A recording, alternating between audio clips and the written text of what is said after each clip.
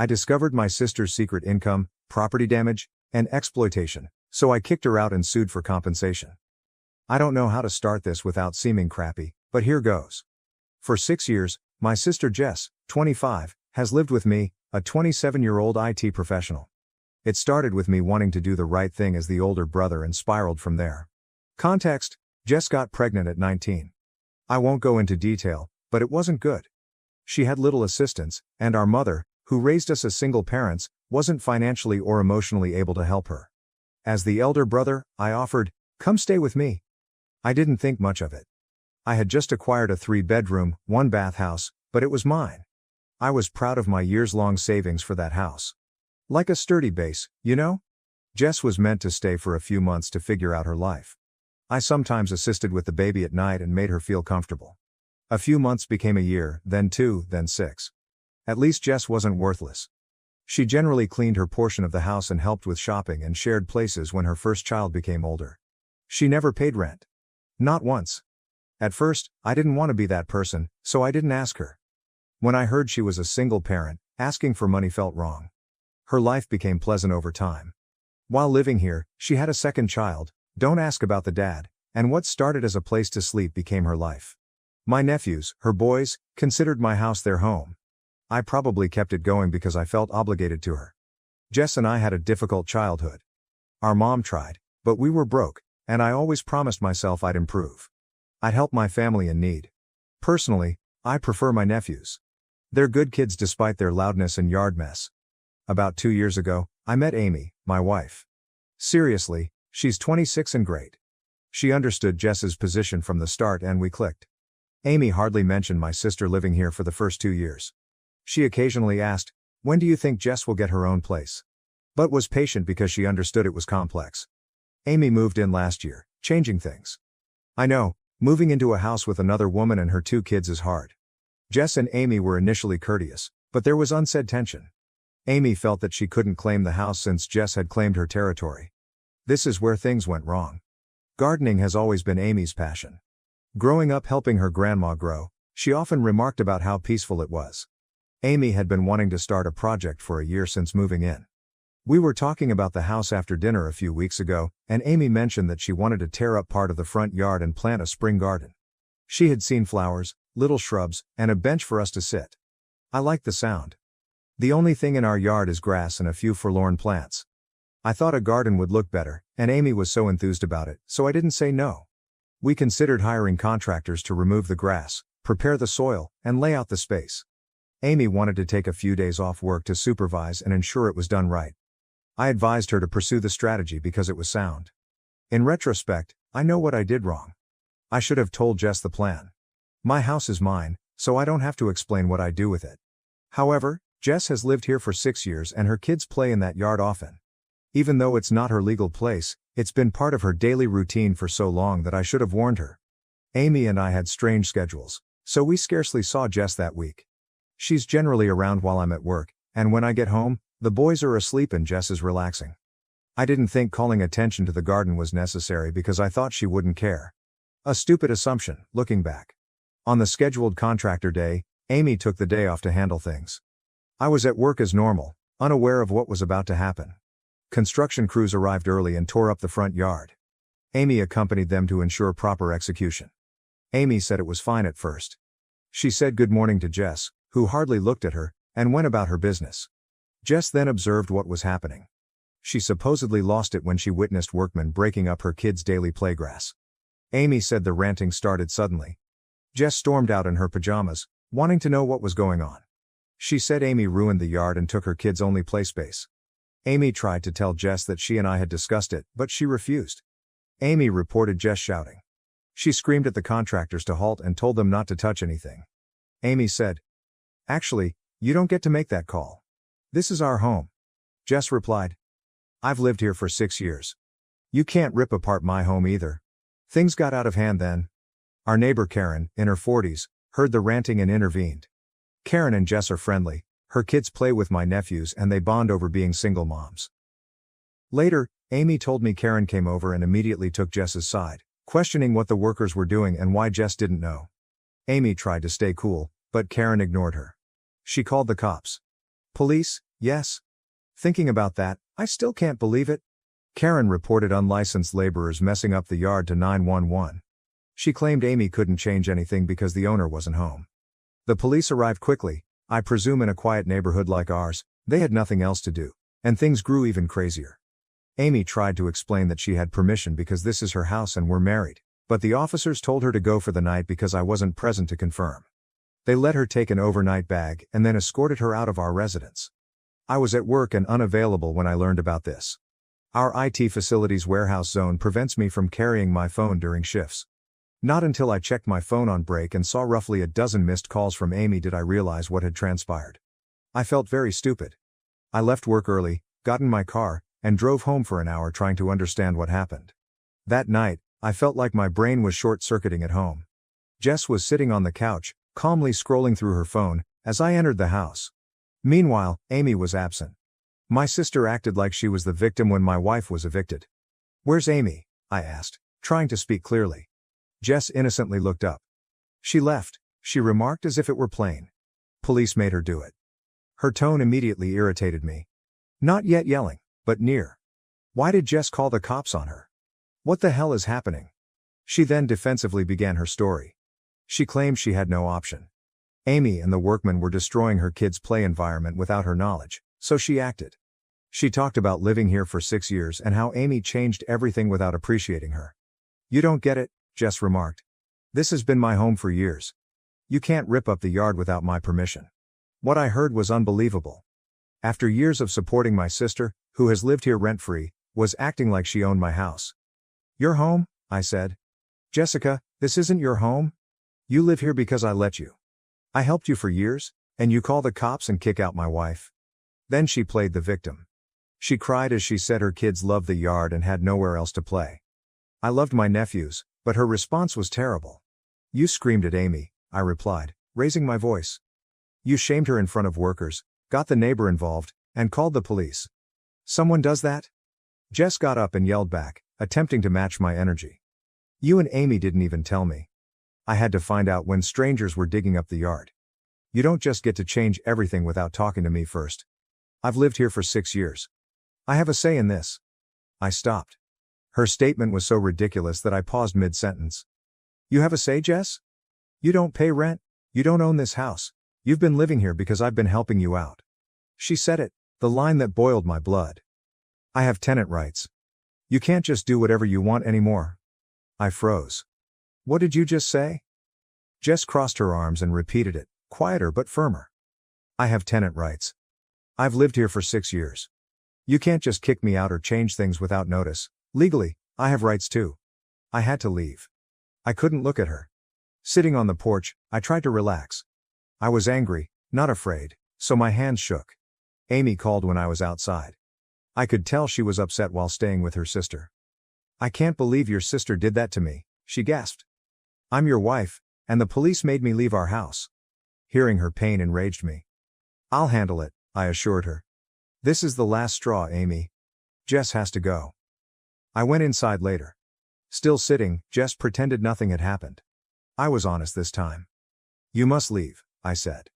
She appeared surprised at me. "What? Kicking me out over a garden?" "No," I answered. "I'm kicking you out because of how you treated Amy. I'm kicking you out because you think you have more of a right to this house than my wife does. This is my home, Jess, and you crossed a line." She cried again, saying I was cruel, that she had nowhere to go, and that I chose Amy before my sister. And maybe I was. But I didn't care then. I wouldn't let her disrespect my wife and behave like she owned the place. I set a deadline. "You have 60 days to find somewhere else. I'm serious. I'll help you pack, I'll help you find a place, but you're moving out." Jess slammed her door as she stormed to her room. I stood there exhausted for a moment. I saw a lawyer the next day about tenant rights. I didn't want to be surprised if Jess fought me. The lawyer claimed Jess may have residence rights because she's lived there so long, but since there's no lease and she's never paid rent, she might be evicted easily. Just give her written notice. Yes, I did that. I printed an official notification and gave it to Jess that night. "You're really doing this?" she asked, crying. "Yes," I answered. "It's time, Jess." Felt awful. Yes, I did. I adore my sister. It wasn't simply the yard anymore. Respect, boundaries, and putting my wife first were key. Amy received my full story via text that night. When she returned home the next morning, I saw how relieved she was to be home, and I knew I had done the right thing. I've initiated official eviction, and I'm not backing down. Maybe this makes me a lousy brother, but I'm done. Any developments will be posted. Update 1, my last post on handing my sister eviction papers was a week ago. Things have risen unexpectedly, but I'm addressing it systematically and obtaining pleasant outcomes. First, Jess's reply surprised me. Instead of accepting reality, she fought back legally. She engaged a cheap consultation lawyer who assured her she had squatters' rights. Her lawyer wrote me a threatening letter alleging she had equal property rights after 6 years of residence. They didn't realize I'd already consulted an eviction-specialized real estate attorney. Jess has fundamental tenant protections, but her situation is weak, my lawyer said. She has never paid rent, and we have no written agreements governing her stay. All paperwork lists me as the sole owner and my wife, Amy, as a legal resident. Better yet, my lawyer said her garden axe helped us. It shows antagonistic behavior toward legitimate property owners. What about Karen, the neighbor who phoned the police? It seems she's generating more difficulty. She wrote on our neighborhood Facebook page that I'm evicting a single mother and her children. She tried to arrange a protest outside our house. My lawyer wrote her a cease and desist letter saying that her activities could be harassment and interference with court procedures, which backfired catastrophically. The most intriguing development was Karen's unexpected police visit. Falsifying police reports of unlicensed buildings might have consequences. She may be charged with making a fraudulent police complaint. Her attitude changed so rapidly afterward. She hasn't spoken in days. Since this began, neighborhood dynamics have changed substantially. Some neighbors initially supported Jess, likely because she had portrayed herself as a suffering single mother for years. After Karen's failed protest and Jess's financial predicament became public, people's views changed. I was surprised to learn that Jess has worked part-time for 2 years while stating she couldn't afford to move out. My lawyer subpoenaed her bank documents for eviction, and she's been saving a lot, but not for moving out. She's been on exotic holidays with friends while telling me she's poor. When Jess played her last card yesterday, things got interesting. Her lawyer made a settlement offer to depart peacefully provided I gave her $10,000 in relocation help.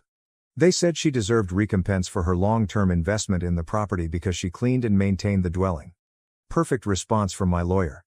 He sent a precise estimate of market rate rent for 6 years, utilities she never paid, property tax she never paid, maintenance expenditures I paid alone, and current legal bills.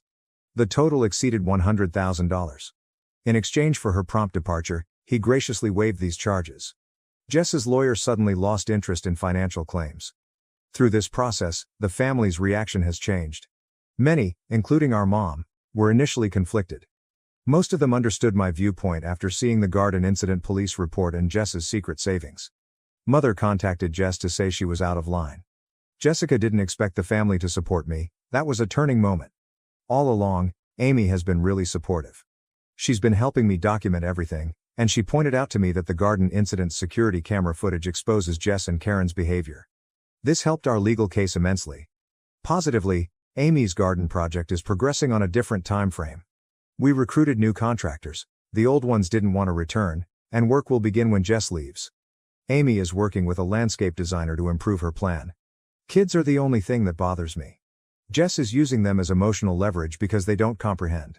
My nephew asked me yesterday why we no longer love them, presumably from his mother. Though it breaks my heart, I remember myself that Jess caused this. Although the 60-day notice period continues, my lawyer feels we're in a solid position. Jess's tenant rights claims have backfired. By identifying herself as a renter, she's also acknowledged me as her landlord, giving me additional legal right to evict her. Jess has started packing, but she's being subtle. I think she's finally realizing it, especially since she lost the family's sympathies. Fighting this would be costly and pointless, her lawyer undoubtedly told her. I'll update when things change substantially. I expect Jess to depart early to preserve face or stay until the last minute out of spite given the situation. Either way, we're ready. After seeing how quickly her legal threats failed, I doubt she will go that far. Update 2: Karen's legal issues grew. After the police investigated her bogus report, she faces minor charges. She apologized and asked us to withdraw the allegations, but the prosecutor continued. It appears she's done this with other neighbors. The most satisfying development was from our homeowner's insurance company. They pursued Karen for higher premiums and legal fees after learning about the garden incident and bogus police report. We're using her large payout to fund a better garden project than planned. Jess made one more desperate try 2 weeks before eviction. She tried to claim first possession, claiming half ownership from her 6-year residence. When our lawyer supplied the considerable record of her rent-free status and my constant ownership claim, her new lawyer, the third she's hired, quickly dropped that claim. Family dynamics have flipped in our favor. The cousins told us Jess had been conducting a modest online business from our house for a year, which she never acknowledged while citing financial trouble. She registered her business at our location but never reported the income. The authorities received this information. We hired expert movers and security on moving day to guarantee everything went properly. Jessica tried to stir controversy one final time by claiming she owned some of our stuff. Our lawyer briefed movers simply referenced our itemized inventory and photos from when she initially moved in to establish everything was mine. Her attempt to harm the house before departing sealed her destiny. She thought she was smart by loosening cabinet handles and poking tiny holes in window screens. She didn't understand that our new security system recorded everything. Our lawyer will undoubtedly sue her for damages using this footage. The hardest thing was kids. My nephew wrote a sorrowful note that he would miss his home on moving day. Jess never opened a savings account for her kids' schooling, despite her secret income. Eventually, they'll realize their uncle cared. Amy's garden project is underway. The contractors began work the day after Jess left, and the transformation is stunning. Our modest play area for neighboring kids will be supervised, proving we're not the villains Jess painted us as. The neighborhood's response to the truth is overwhelming. Many neighbors told instances of Jess's manipulation throughout the years. One elderly couple said she borrowed money from them monthly for the kids' medical bills. A lawyer is helping them collect those cash. Karen was finally humiliated when she defended her actions at a neighborhood association meeting. Another neighbor showed her interference and other disagreements. She was expelled from Neighborhood Watch and barred from community leadership. The house is quieter, organized, and ours for the first time. Repainted the walls, fixed Jess's damaged carpets, and put up my dream home office. With a complex watering system and seasonal flower rotation, Amy's garden is becoming a neighborhood attraction. The makeover is so spectacular that a local gardening group wants to include it in their annual tour. Our legal win was greater than expected. In the final court hearing, Jess's illicit commercial activities were highlighted. The judge was harsh on her using our address for business registration and taxes. The judgment upheld our eviction and awarded property damage and legal fees. The judge's closing statements about familial goodwill misuse were pleasing. Community opinion has changed drastically. The conflict originally kept our next-door neighbors away, but they recently organized a cookout and apologized for not addressing Karen's false tale sooner. They had comparable manipulation experiences with Karen and Jess, demonstrating a trend we hadn't understood. The most shocking part is how this experience has strengthened some family relationships and severed harmful ones. Our cousins, who revealed Jess's secret business, visit often. They've helped us document everything for legal purposes and supported Amy's garden initiative. Our mom is at peace with the outcome after initially struggling. She recently informed me that seeing Amy and I handle things with respect and legality taught her that tough love is sometimes needed. She now visits regularly to help Amy with the garden and enjoy our tranquil atmosphere. We received an unexpected letter from Jess's oldest child last week. He wrote to apologize for some of his move-related comments while staying with our aunt for the summer. It was written in his own words without his mother's influence, giving us hope that we may re-establish that relationship even if Jess remains estranged. The restraining orders against Jess and Karen were approved last month, adding security and peace of mind. The judge said our thorough documentation and security footage made it one of the best prepared cases she has seen. Our lawyer's final report had intriguing figures. Nearly $150,000 was spent on rent, utilities, and damages over 6 years. A large percentage of this cash was awarded in the judge's final order, although we doubt we'll see it. But having the judgment on record feels good. I regret condoning Jess's actions for 6 years, but terminating it was right. Sometimes doing the right thing involves being someone else's villain. Amy and I are finally enjoying our home as we should, and our legal protections ensure Jess can never do this again. For comparable situations, document everything, hire a qualified lawyer, and don't let emotional manipulation take over your property rights. The preceding few months were difficult, but perseverance paid off. Our home is finally ours, and justice was more rewarding than I expected. Finally, thanks to the Reddit community. I survived this process thanks to your comments on my earlier writings. You all gave me great legal advice, and your tales helped me feel less alone. Many thanks to those who suggested the security cameras, they were essential evidence. This community's insight and support helped us win justice. Please pardon me as I help Amy with her new butterfly garden section. When you have your own space, you can do incredible things. Thank you for watching. If you haven't subscribed yet, please do so and hit the notification bell to stay updated with more shocking real-life stories happening around you. My fiancé let his mom dictate our wedding, including asking me not to wear white. Here's how I took back control of my life. Original post. Have you ever seen I Love a Mama's Boy? Well, that's my life basically. I, 27F, have been with my fiancé John, 28F, since high school. We dated and broke up because his mother Debbie, 53F, convinced him we were too young to be in love. We broke up and went to college. During my sophomore year we started talking on socials again. He apologized and said he missed me. We got back together. Cue the waterworks. Debbie literally cried the first time she saw we were back together and told John that I have done witchcraft on him. I've always respected Debbie out of respect for my mother and upbringing. I was not raised to go back and forth with my elders, but she definitely abuses that. Since John and I decided to get back together, she has tried to hook him up with women from her church, her job, and even asks her friends for their daughters to give it a shot. John denies all of them and Debbie says that I'm controlling. John has told her to stop, but not in a way I feel she gets the point. Anyway, 3 months ago John proposed. Deb didn't come to the engagement party. Cool. She didn't come to the family dinner we had so both sides could meet. Cool. John's dad came and apologized for his ex's behavior. He left her when John graduated high school. I told him don't worry about it. The problems really began when John decided to confront his mother about how she's behaving toward our whole engagement. This turned on the light bulb in his brain, as he's always tried to ignore it and tell me to ignore her. She gave him a sob story about how she got pregnant with him before marriage and never really got to have a wedding, and this is triggering her. She had a shotgun wedding at the courthouse. He asked her what she needed to feel comfortable and she responded that if she wore white and I wore a soft pink or lavender she would feel comfortable. My fiancé for some reason thought this was a fair compromise. He also said, not asked, that his mom could walk me down the aisle so she can get her moment in her dress. I told him absolutely not, and we got into an argument about it. I told him that it's insane that he would argue with me to defend his mom's honor, but wouldn't do the same the other way around.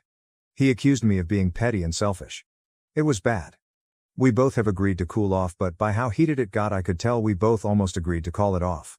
Now we're in a weird space and I love John, but now see how much he lets her impact our life.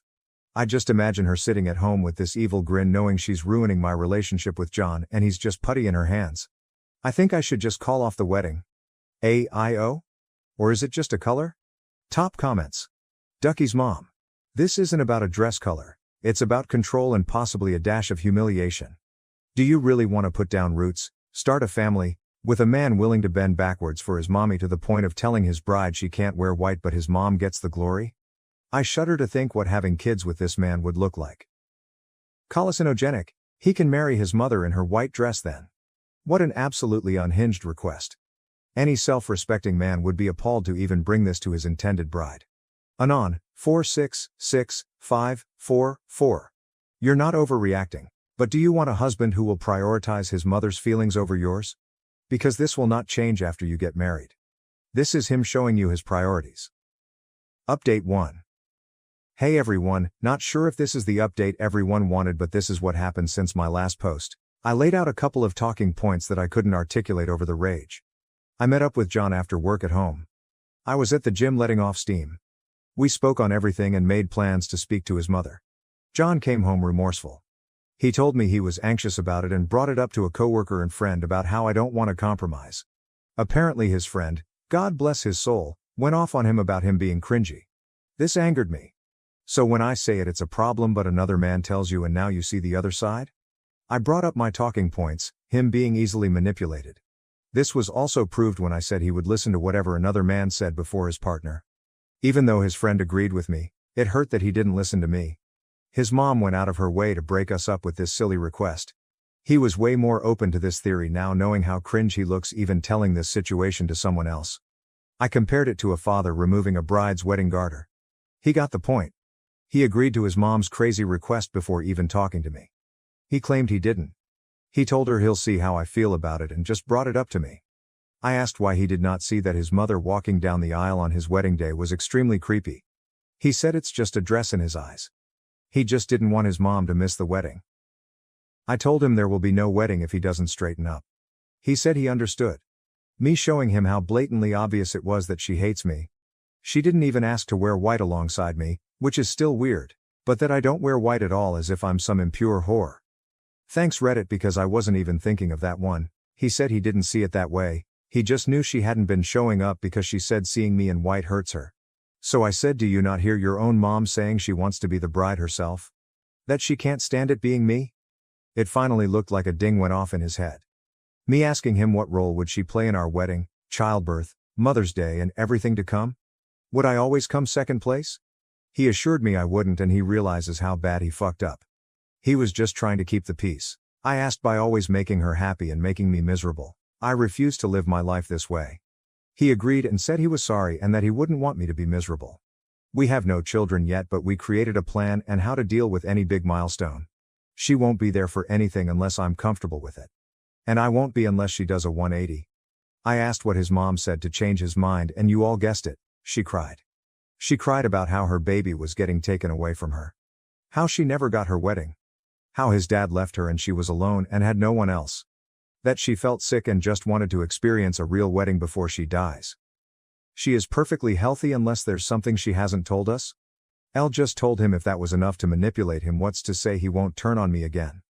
He said his friend and dad talked sense into him about how he was going to lose me. I told him today was the last straw for me. He had to do 4 things to keep me engaged to him if he even cared to. Go LC with his mom and do not let her make any decisions on our wedding. Which will be postponed another year to see if he actually sticks to his word. He has to go to counseling, individual and couples counseling.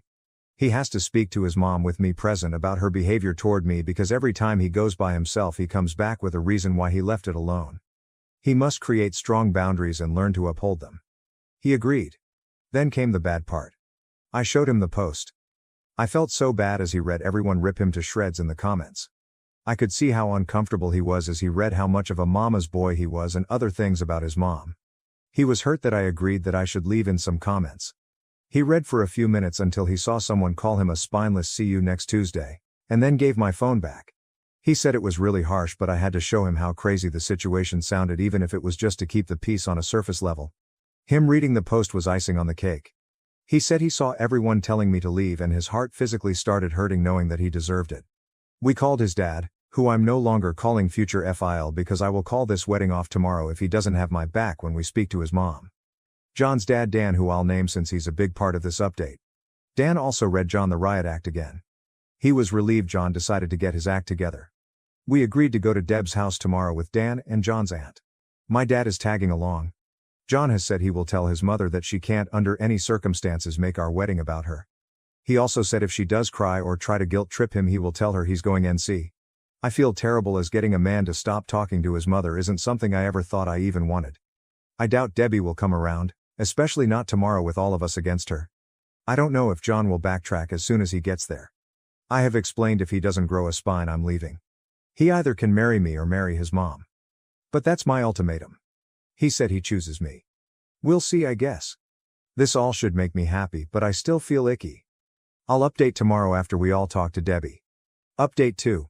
Hey everyone, I'm back with the last update. This is a bit long so buckle up.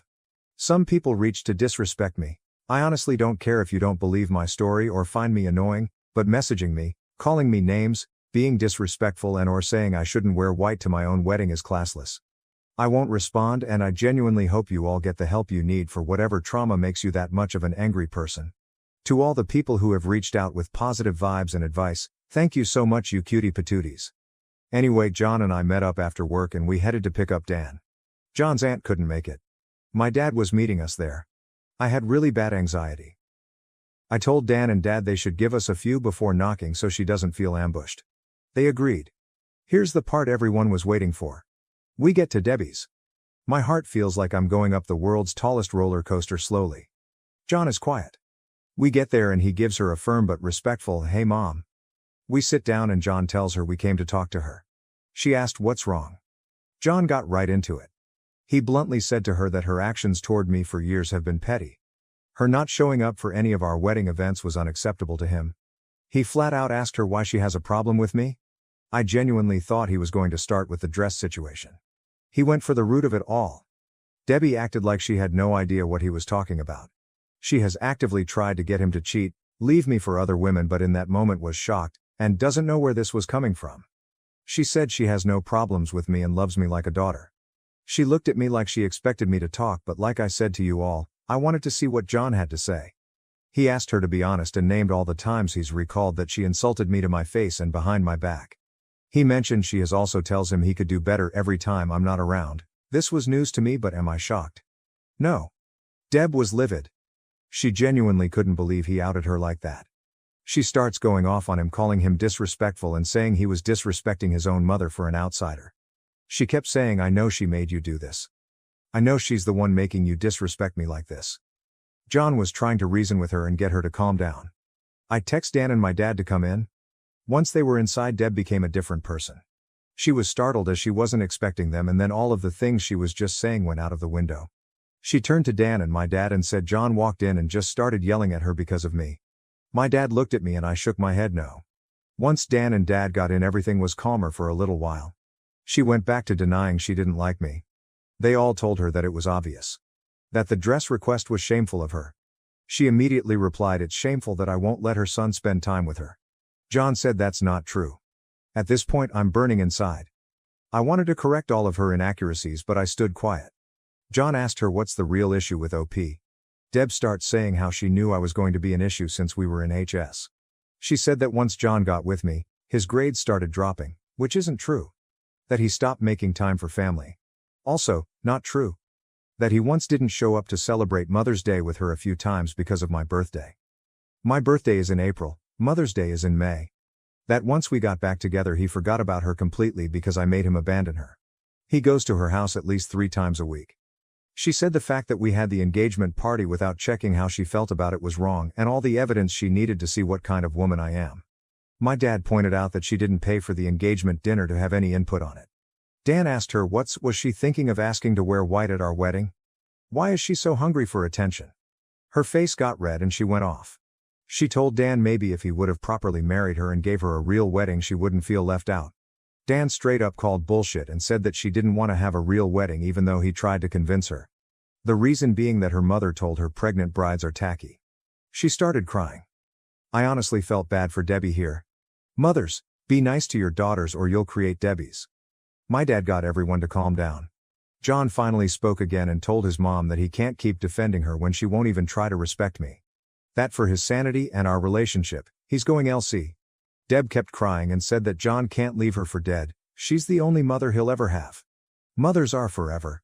Wives are not. I'm not even his wife yet, and I'm already tearing apart the family. He kept going. He told her that we are going to get married. She can't respect me or stop crossing boundaries, she'll get cut off completely. That his visits are dropping down to 1 every 2 weeks and that she needs to call less. She started going off. She knew it. I'm doing something for him. What did I do to her son? I'm a manipulator and a problem. She told my dad he raised a demon. My dad shot back at her to watch her mouth. John kept shouting, Mom stop, Mom stop. But she kept screaming and then she started hyperventilating. Whoever called it, you might be able to see the future. She was gripping John's arm saying she can't breathe. This was when I said to myself, oh no. He's about to flip-flop. He looked at me and I knew he knew what I was thinking. John got her a cup of water, then asked his dad if he could make sure his mom was okay and asked my dad to take Dan home. Dan and Dad agreed and his mom started crying louder. She literally screamed, I can't breathe, as we walked out so he could hear her. I felt fucking terrible and I finally spoke. I told John I'm sorry. And I understand if he felt bad. He said he knew she was faking it but his instincts wanted to run over and make sure she was okay. I asked, are you? He said no, but he looked really sad about it. My dad walked out behind us. My dad has never seen this side of Deb. Neither have I. She's always been catty or shady toward me, but this was insane. My dad straight up told John that his mom needed help with her mental health. John said he's going to talk to his aunt about getting her help. We went home and John cried. He said he cried because he watched his mom villainize him and tell others that he just walked in and verbally abused her. He said it reminded him of the times he would fight with his dad because his mom would say Dan would just come from work and yell at her for no reason. I guess it was deja vu for him. He was silent after she said that, so I do believe it struck a nerve with him. He decided to go NC for now. I did ask him if he was okay with me posting this part and he said yes. Before we went to Deb's house, I called a couple of counselors in our area to check availability, and our first couples therapy session is next month. It's a little while away. He called his provider today to check for a therapist within his insurance and got an appointment for himself for the 23rd. The ball is rolling and John seems like he's on the same page as me. I know this is killing him though. Dan called us and let us know he got Deb to calm down. He said he spoke to her as best as he could about her harming her own relationship with John, but she didn't want to hear it. Thank you, Reddit. I really didn't expect this to blow up like this. The advice and well wishes I got from this was so overwhelming, in a great way. While I should be happy, something about it all just makes me feel down. I hope that Debbie gets better and we can one day have her in our lives. Something about that comment about her mother made me hurt for little Debbie. Hopefully one day I'll get to hear her stories. Now I'm going back to my regular life and hopefully I won't ever have a dramatic update for you guys ever again. Thank you for watching. If you haven't subscribed yet, please do so and hit the notification bell to stay updated with more shocking real-life stories happening around you. My parents defended my brother's $40,000 debt, tried to access my bank account, and called me selfish for saying no. Here's how I fought back. I've been lurking around here for a while, but until now, I never felt the need to write anything. I'm 35 feet. I need some perspective because my family has finally pushed me to the limit. Somehow, I'm always portrayed as the villain, regardless of what I do. Dealing with this prolonged family issue that appears to have no end in sight has truly worn me out, both mentally and emotionally. I have developed my career from the ground up and am currently employed as a middle manager at a large Silicon Valley software company. I've worked hard and had many sleepless nights to earn all I own, including my house, car, and money. You wouldn't believe the terrible familial dynamics I had to overcome to reach this point in my life. I'll give you some background on our family's history. Since I turned 18, I have been totally self-sufficient. And I mean it in every sense of the word, financially, emotionally, and intellectually. The way my parents raised my brother and me was, to put it mildly, problematic at best, and they weren't exactly winning any parenting prizes. As a middle-class suburban family outside of Boston, we appeared to be the ideal American family. We lived in a good neighborhood with good schools. My mom taught elementary school part-time, and my dad worked in insurance. Beneath that idyllic exterior, though, there was an unwritten rule that influenced my entire upbringing. I was supposed to be the responsible one, the model, the one who always had to lead by example, while my younger brother Jason, 27 million, could do no wrong. From a young age, the inequities were brutally apparent. One instance in particular came to me when Jason was 8 years old and I was 16. My parents grounded me for a month after I received a B+ on a single chemical test, claiming I was wasting my potential. When Jason was caught robbing our dad's wallet for the third time that same month, they just said he was going through a phase. This was only one instance of the ongoing inequity in the way we were handled. It wasn't an isolated incident. Every time Jason made a mistake, and trust me, he made a lot of mistakes, it was ignored. "He'll learn eventually," my mother would remark with that dismissive wave of her hand, or "he's just sensitive," which was code for let's pretend this never happened and hope he figures it out. In the meantime, it felt like the sky was dropping if I even stumbled. The pressure was relentless and debilitating. "Why aren't you trying harder?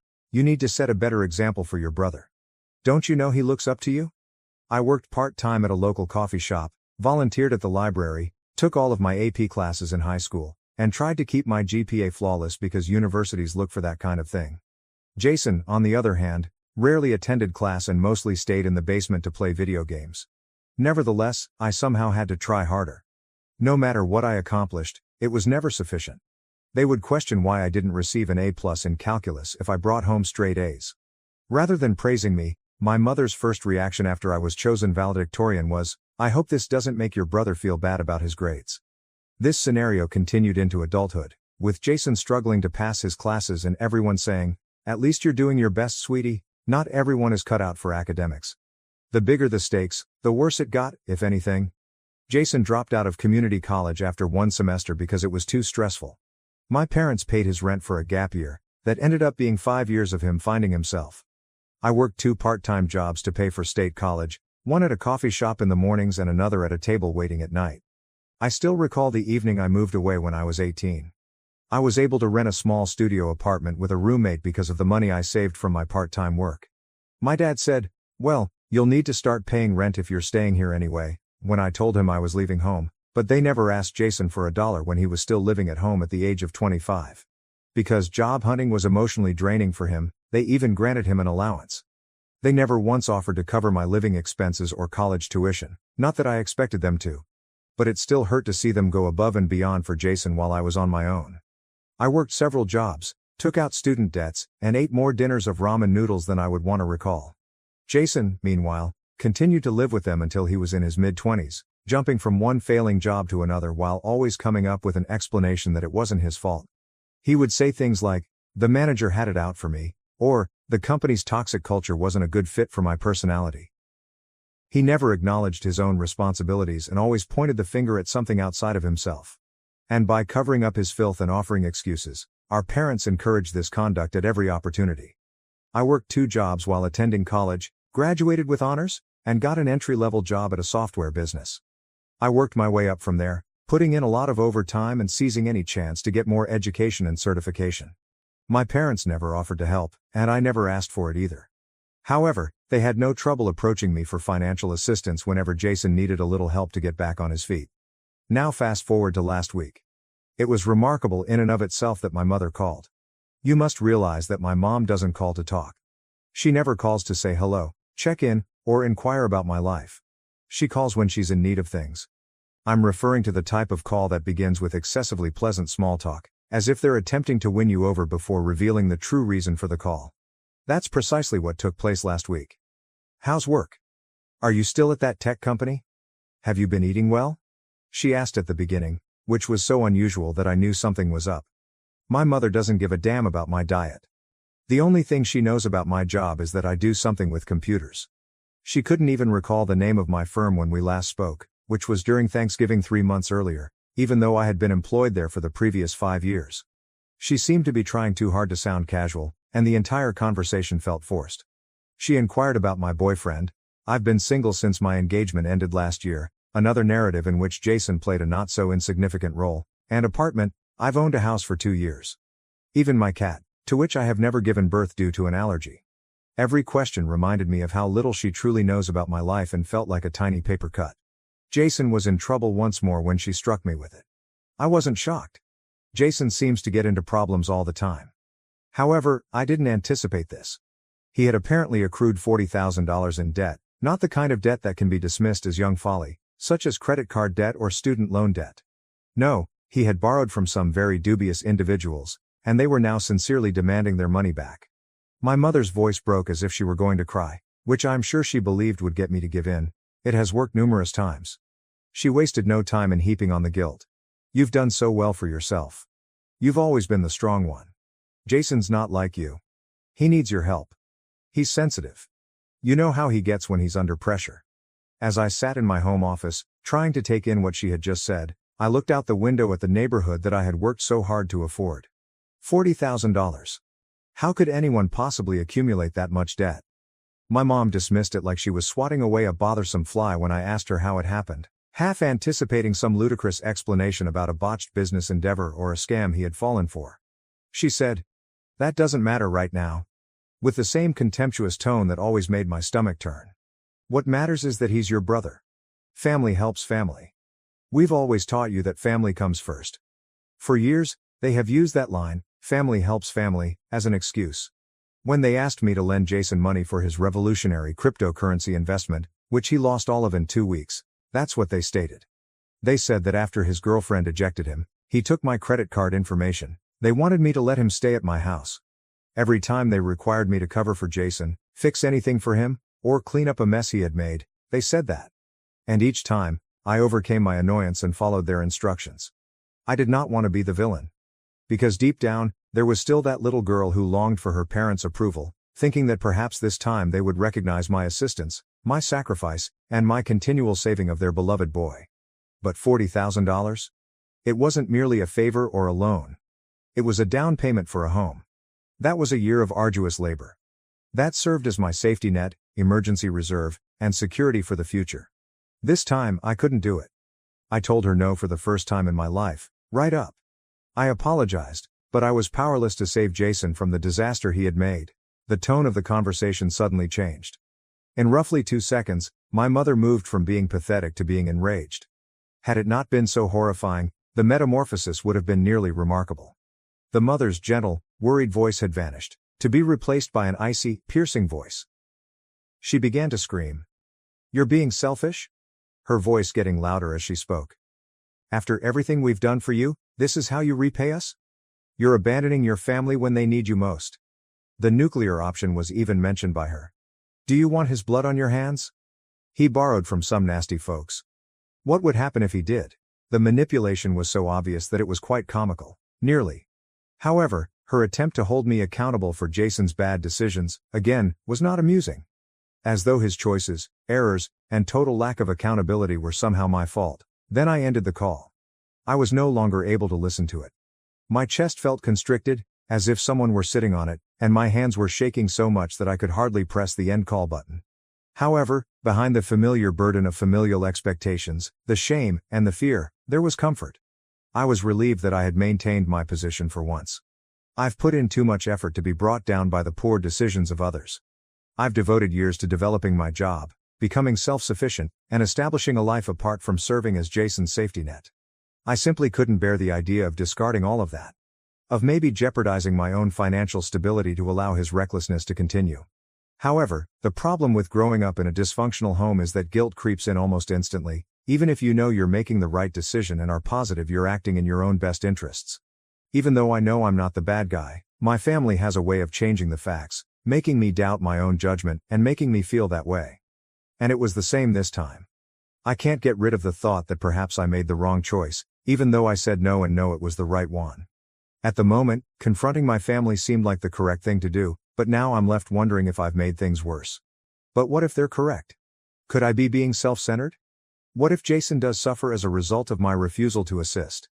The logical side of my brain understands that I have no responsibility for my brother's decisions or the results of those decisions.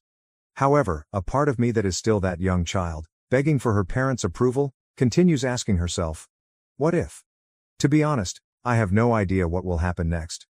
That call was only the beginning. I was totally unprepared for what transpired next. I suspect that this is not the end. Particularly with Jason, my parents have never been good at taking no for an answer.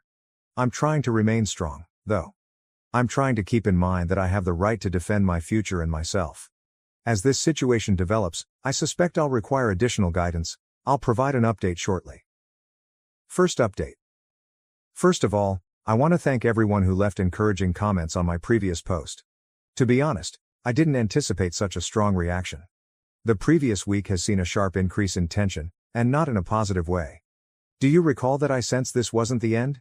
Yes, I was correct. As soon as I hung up on my mom, the harassment campaign began. Initially, it was just a flurry of text messages. The typical guilt-tripping fare. Then, however, things became considerably more sinister. My bank notified me of the unusual behavior last Tuesday.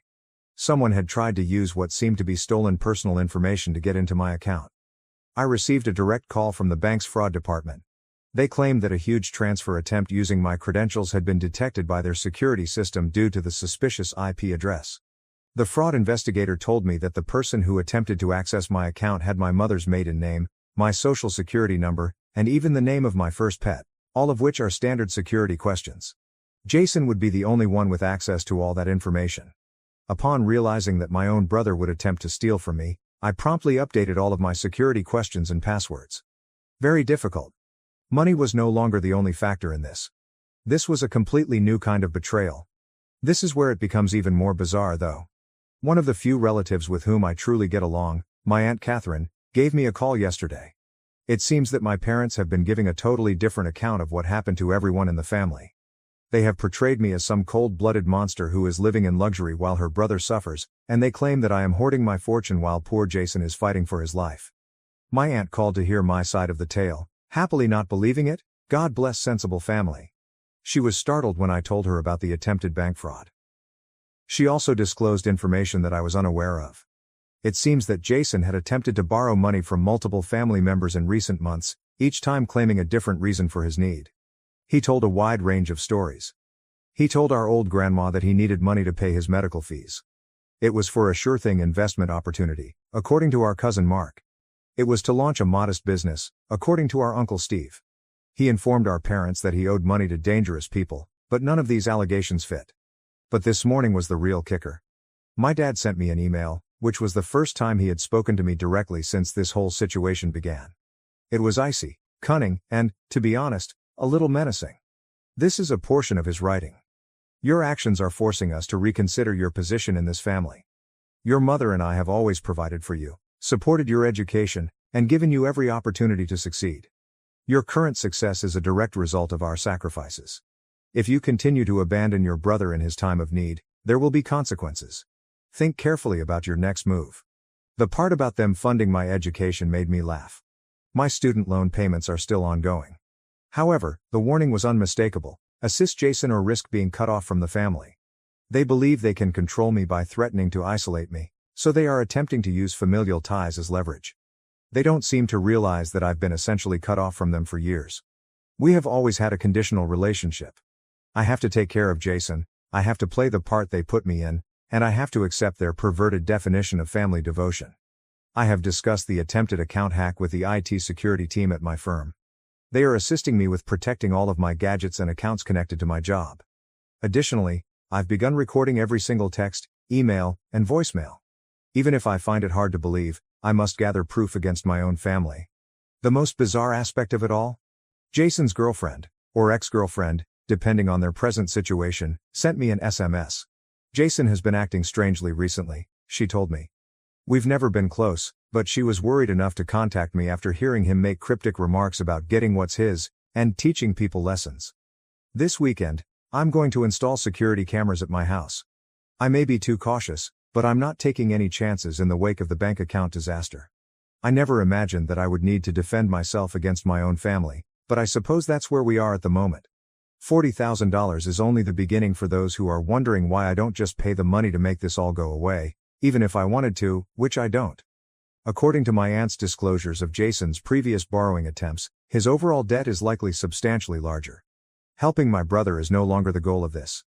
It's about supporting a detrimental behavior pattern that must end. Next week, I have an appointment with a financial advisor to go over all of my accounts and implement additional security measures.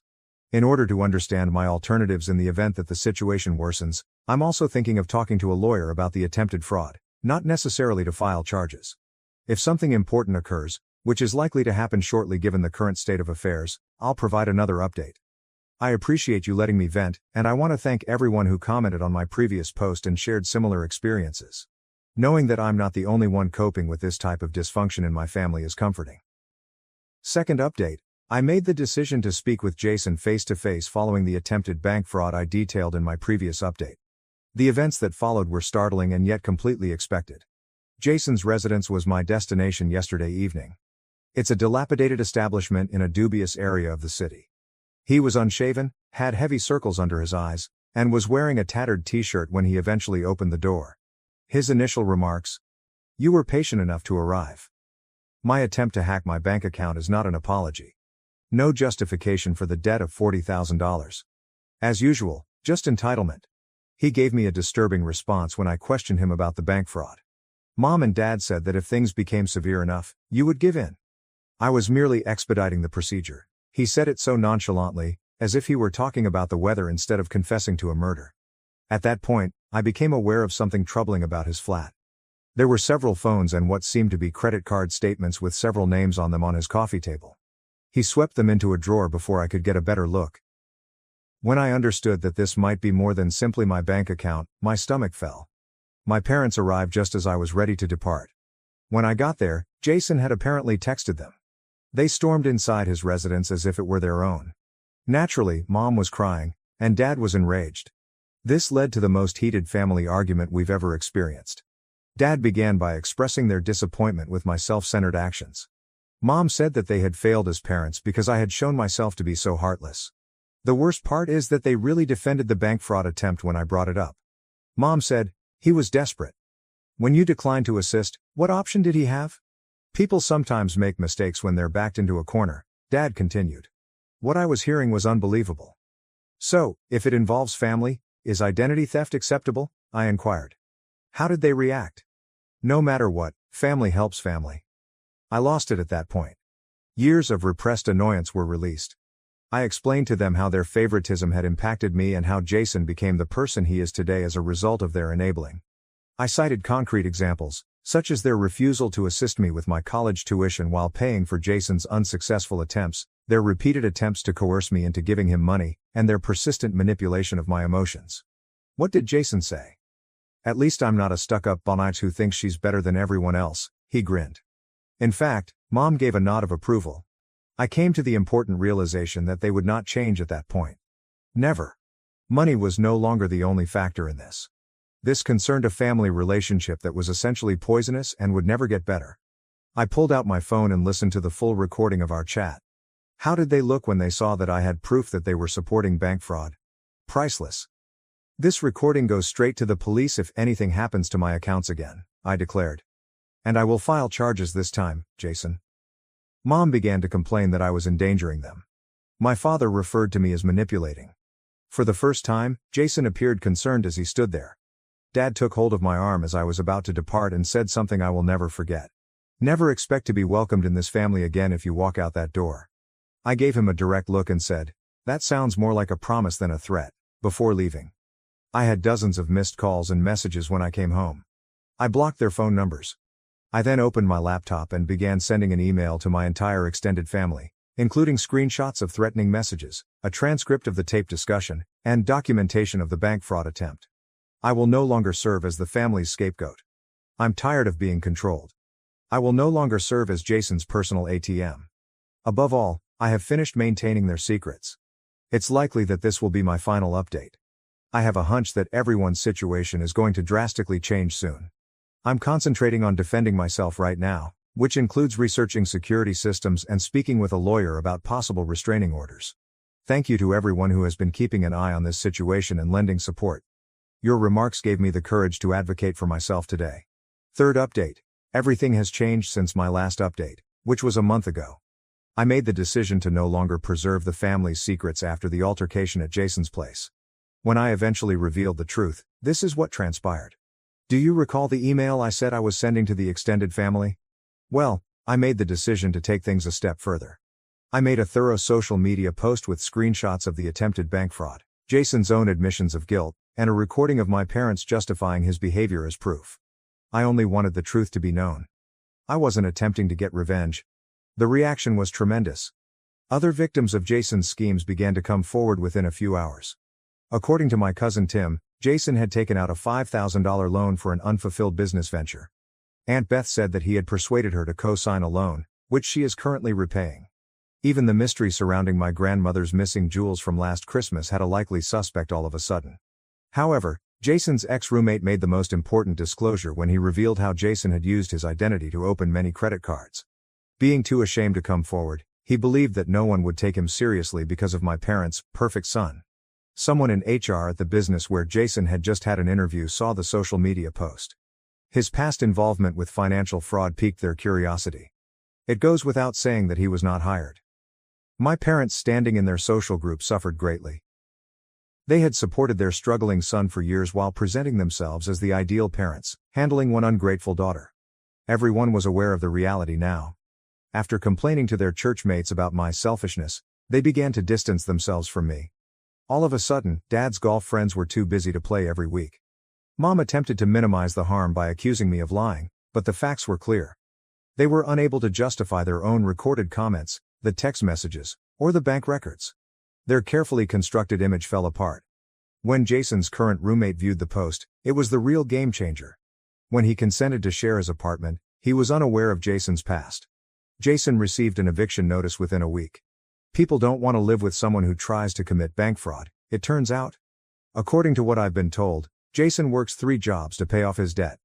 He is finally being held accountable for his acts, and his credit has been damaged.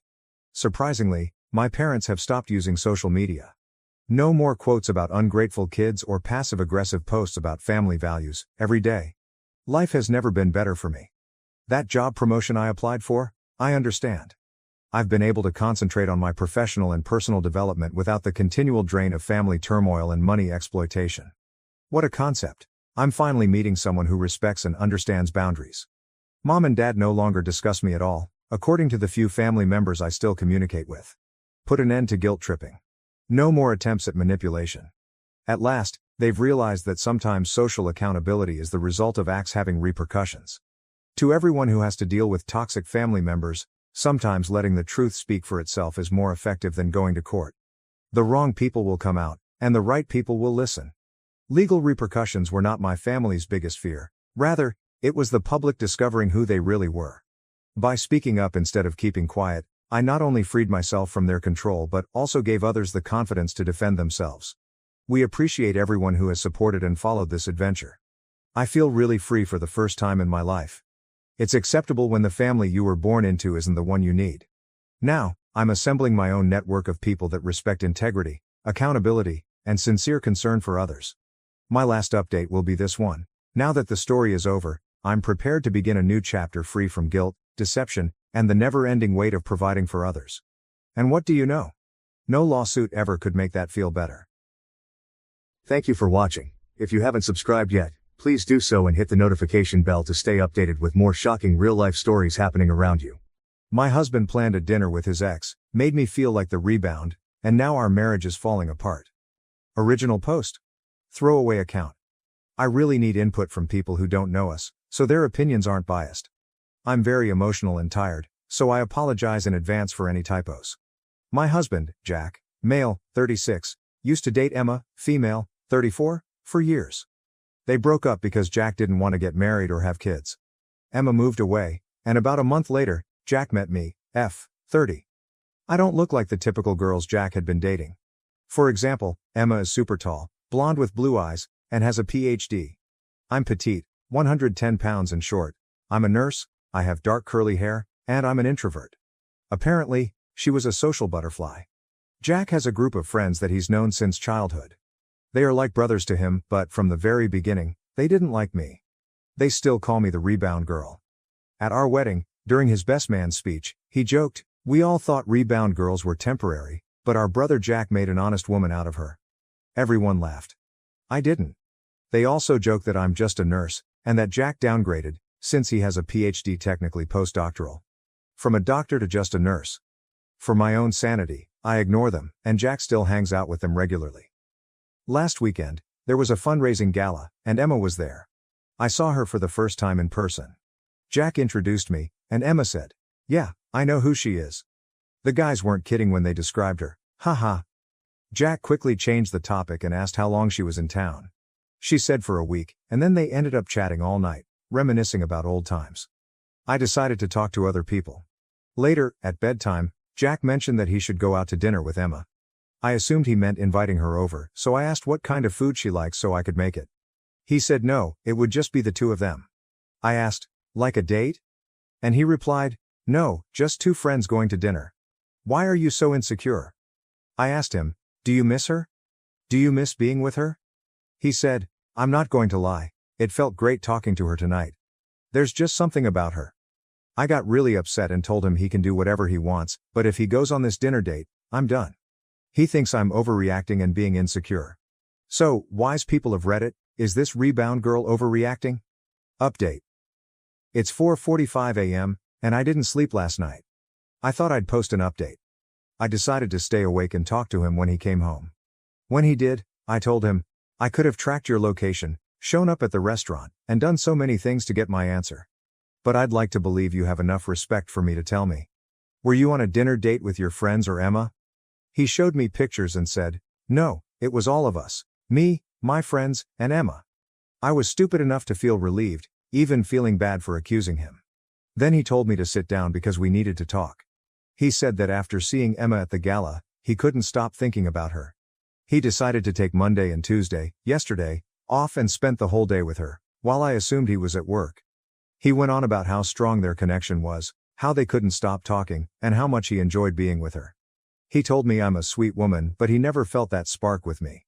He said that at dinner, Emma was laughing and having fun with everyone, and it felt like old times, compared to me being quiet and uncomfortable around his friends. He said it's best if we go our separate ways. I asked him if they had sex, and he didn't reply. I asked again and again, but he still wouldn't answer. I was so upset and asked, why did you marry me if you're not over her? He said he thought I was the one, but these past 2 days made him realize there's no spark between us. He kept going on about how sweet I am and that I'll find someone too. I told him to shut up. I said, Emma knew about your cancer treatments. Where was she when you needed a friend? Why didn't she ever call you back then? He went quiet. I feel stupid for ignoring all the red flags over the years and wasting 6 years of my life with him. My next step is hiring a lawyer and finding my own place. I feel so numb right now. I'm going to contact my brother to help me. Thank you everyone. Ken Specs brings guest for sleepover if his name on the house title October 23, 2024. I will see a lawyer soon. My ex and I got into a huge argument tonight. We share a house that we are currently living in. He sleeps in our bedroom, I sleep in the spare room. He told me tonight that he wants his girlfriend to stay with him, yes, at our house, while she is in town. Can I legally call the police to kick her out? Or since the house is under his name too, he can bring anyone and cops can't do anything. I suggested he moves out so he can invite whoever he wants, but he doesn't want to pay mortgage for our current house and rent for a place he would be staying. Update 3. So many people have asked for an update. There isn't much to share except that my ex has been extremely difficult. He and his affair partner, AP, took time off work. They are traveling and having fun. He refuses to respond to or acknowledge me. I no longer have access to his money. I'm working extra shifts to cover the mortgage. I've met with 2 lawyers, but I realized I can't afford their fees. Thankfully, I have access to free legal advice sessions through my Employee Assistance Program, EAP, at work, so I'm currently on the waiting list for it. I'm planning to send him the bill for half of the house expenses since we separated. Meanwhile, he's out traveling, and I'm working overtime to pay the mortgage. I can't put the house on the market because I need his signature on the papers too. So, basically, no real update on my situation. His family has pretty much ghosted me. His mom initially acted sympathetic but then stopped replying. His friends never liked me, so that isn't much of a surprise. On the bright side, I do have an empty house now. I love how quiet and peaceful it is. I can cry for hours without worrying that anyone will see me. Edit. Yes, Emma knows he can't get her pregnant. I thought I was clever by telling her. Their long-term plan is either adoption or using a sperm donor IVF. I felt disgusted hearing about it because adoption was our plan. Now, it's his and her plan. I am not the original poster. Please don't contact or comment on linked posts. Now to the next story, story 2. My cousin asked my daughter to perform at her wedding, but after her success, she became jealous and posted negatively about her online. Original post. I hope this is okay to share here. The reason I'm posting is because of my daughter who's been hurting in the aftermath of a recent performance. I'm sorry in advance for how long this turned out, but any advice from fellow aerialists would be greatly appreciated. My cousin Dana, not real name, had her wedding 2 weeks ago, and she asked if my daughter could perform at her reception. My daughter, Jane, also fake name, has practiced Silk's lyra for the past few years at a nearby circus studio, and she's also performed with and through the studio at small gigs. She hopes to continue into adulthood and become a professional teacher, but this recent incident has shaken her confidence. She has a private Instagram to document her progress, shot performances, and I only post certain performances on my Facebook. Her first gig with the studio and her first recital to name a few we're proud of. Some of our relatives saw her performances through my socials, and they watched her perform at her studio's Christmas recital when we hosted Christmas at our home a few years back. Something that surprised her when they visited early to see her. I love how they coordinated that, and Jane said it was her loudest cheering section to date. Dana was one of the relatives who came up early to see her Christmas recital, and she's always been super supportive. She asked me if Jane would be willing to perform at the reception, and I asked on her behalf.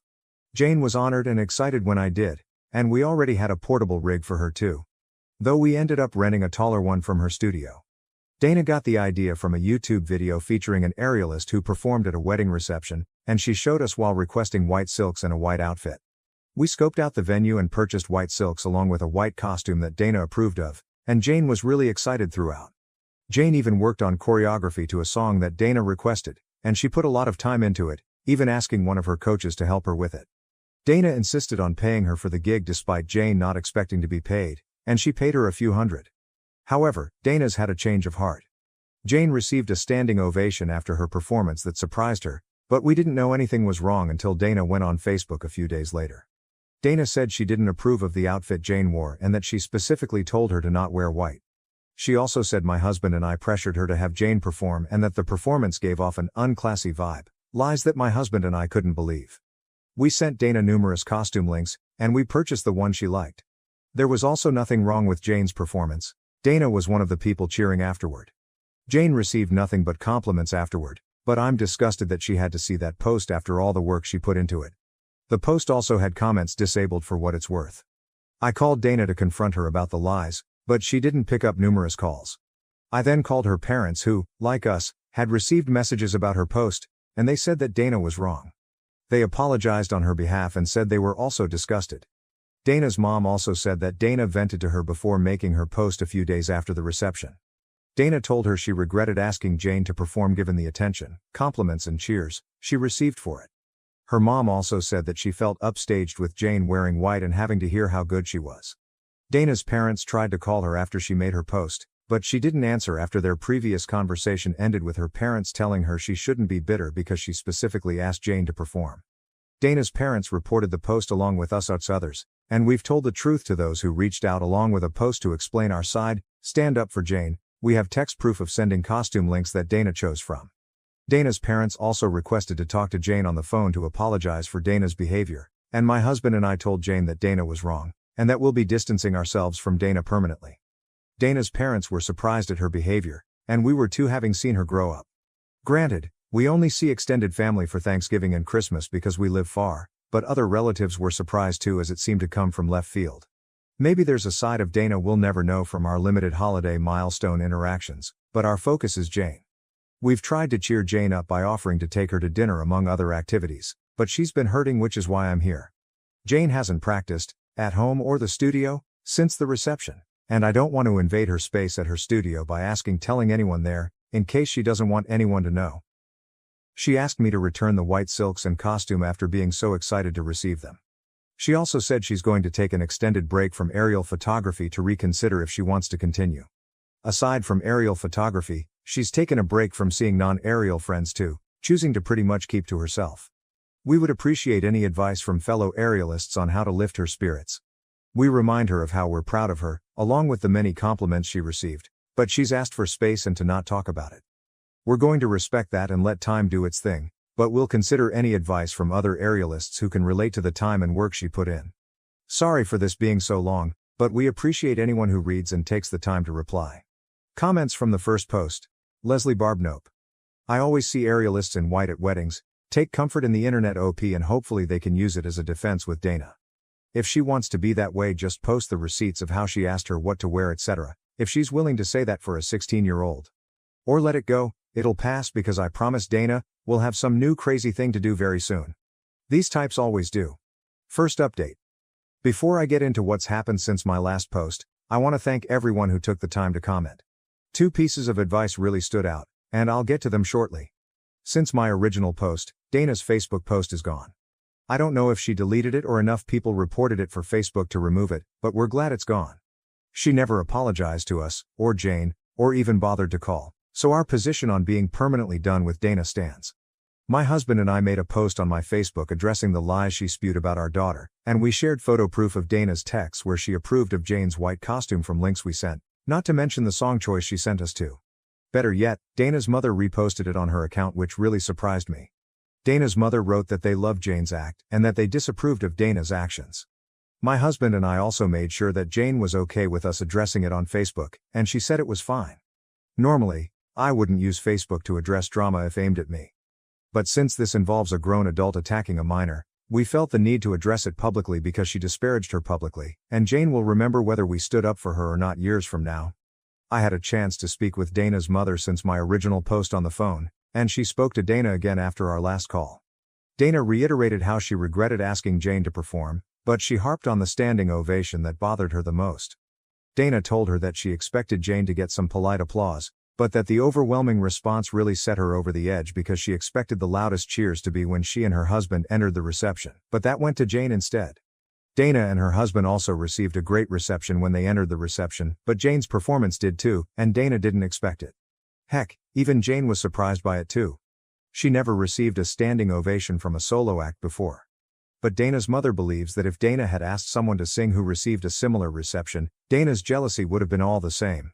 Someone suggested seeing if Jane would be interested in speaking to a therapist given how hurtful Dana's comments could be for a teen, and Jane said she's open to it so long as it isn't a counselor at school because, as of now, she doesn't want anyone at school or her studio to know about the incident, and she vaguely told the coach who helped her choreograph that it went fine. We will respect her privacy request as it's her right to control the narrative. But in the same vein, I suggested therapy for Dana to Dana's mother since her reaction might be a bigger insecurity, and she said she'd ask. The other thing someone suggested was the possibility of Dana's husband, or anyone, making an inappropriate comment to Jane during the reception that made her shut down and not want to see friends or practice days before Dana's post. My husband decided to ask her, and Jane said no when he did. If something happened, perhaps she'd be more comfortable telling a therapist with time. But on the bright side, she said she might want to try a different aerial studio because she doesn't want to answer questions about how it went, or share a video, at her home studio, so we will help her find somewhere new as she asked. We hope she doesn't permanently leave her current studio because she has friends and coaches who are supportive, and she performs with that studio's troupe at festivals gigs. But I personally understand the need to sometimes go somewhere where nobody knows you for a break, and we hope that that will help her. She hasn't said definitely yet. But if we do, we'll take her. She still wants an extended break from aerial photography in the meantime. But even if when she goes back, she said she may never want to perform again and would rather do it leisurely, one of the reasons she doesn't want to return to her home studio where she's a part of their troupe. She asked if we'd tell her troupe coach that she won't perform with them anymore if it comes to it. And if that's what she wants down the road, then we will. Hopefully time heals this wound and helps her at least keep the friends she has there, but we can only hope. Comments from the first Boru. Fleets D. Other than Dana, it's really nice to see a bunch of adults behaving admirably in support of Jane. I hope Jane is able to heal and not lose something she's loved doing because of one mean-spirited individual. Dryaduanath. Yeah, it is truly weird how often, on this sub, we see people making excuses for or outright encouraging terrible behavior. This was a welcome change. Basic Bichette. Also, OOP didn't take this to an advice subreddit but to a subreddit dedicated to the sport. Cake for PM. Honestly, I do think that is key. It's a very specific subject and asking for advice from other performers. Karate and Pop-Tarts.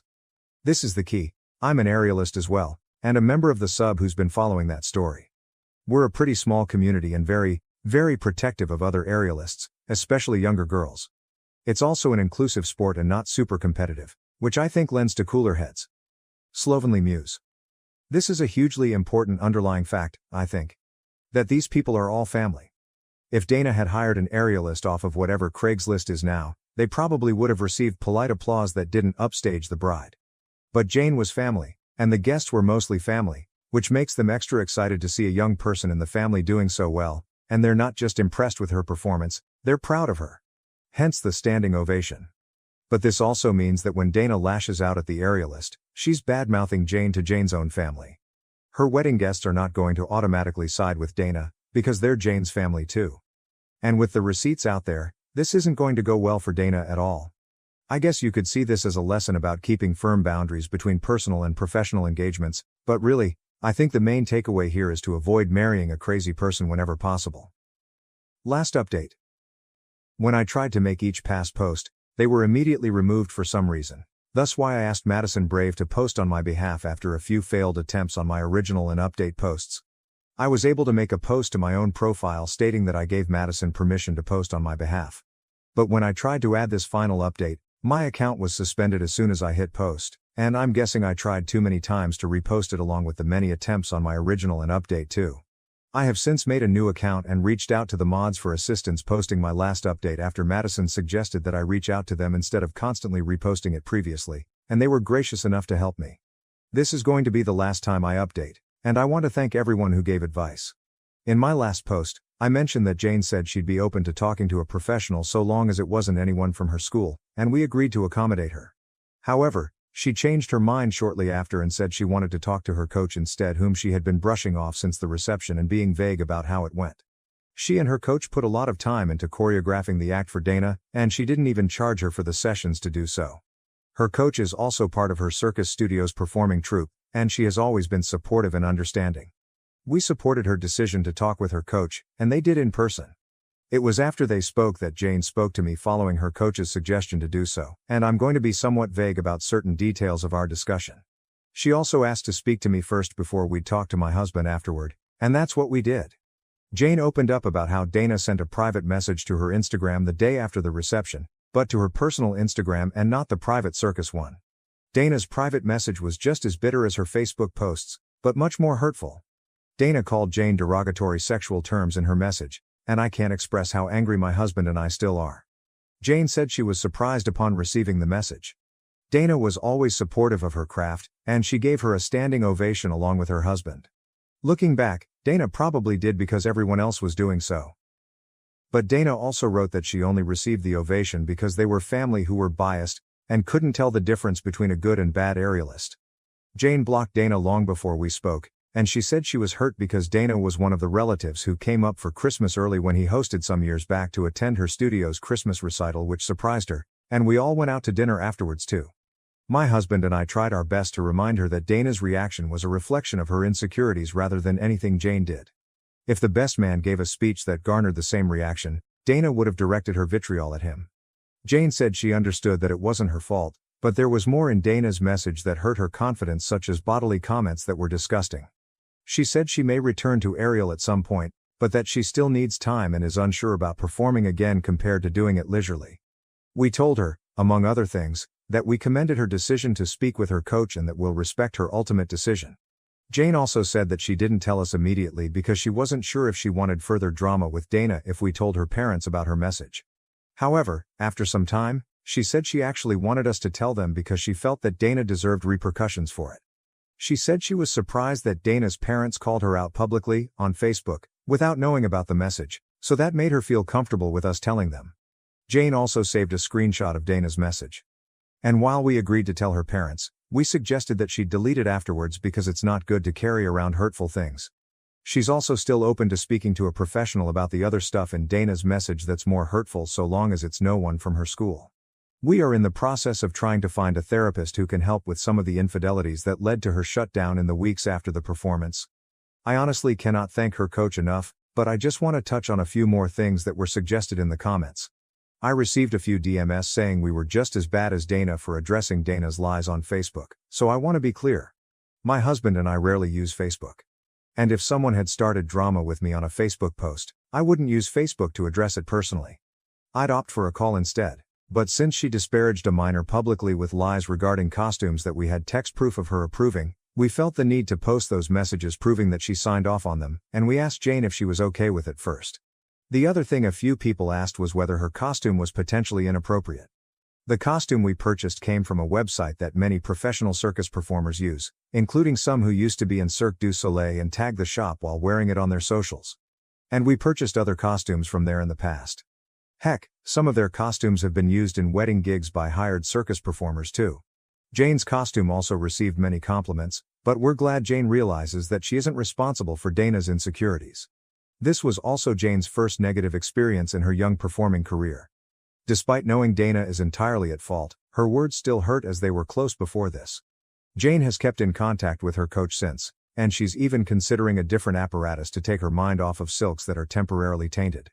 We hope that time and therapy will help her with whatever she chooses, but her coach has also floated the idea of organizing a hangout with her troupe completely outside of aerial, like a zipline, rope course day, to get her mind off of it while seeing her friends, and she said she'd be open to it.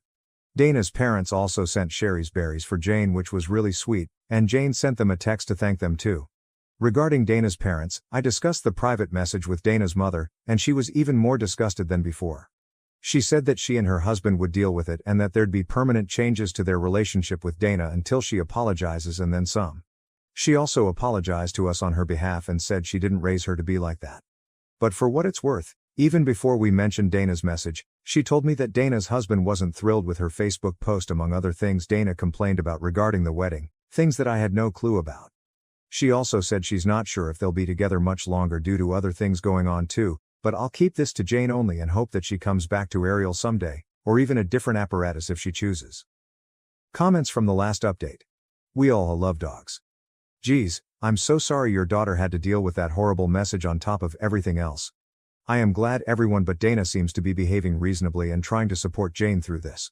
Honestly, Dana's behavior kind of goes beyond insecure and mean, and into completely inexplicably evil territory.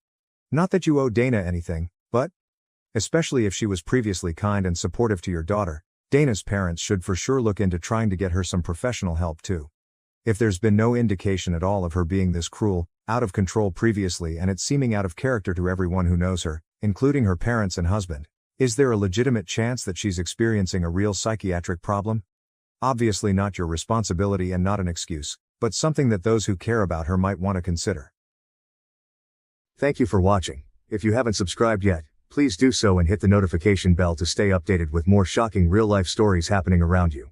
My mom remarried, brought in her husband and stepdaughter, who insulted me and damaged my things. Now, they seized my house during my trip. It never occurred to me, 27 degrees Fahrenheit, that I would write an article like this, yet here we are. It all began when I was seated in our living room and informed by my parents that they were divorcing. I was already living with them, saving money, and working a regular office job. There was no fighting or yelling during the divorce, it was just two people who had grown apart and had different goals in life. I think I handled it quite well because I had anticipated it. They were living parallel lives under one roof, and family dinners had grown infrequent. I continued our pizza and sci-fi movie habit by spending every other weekend with Dad, 59 million, who moved to an apartment across town. A year after the divorce, Mom, 59F, met my now stepfather, 57M, and everything changed drastically. One morning, she was so excited that she virtually floated home. She declared, "I've met someone special," during breakfast.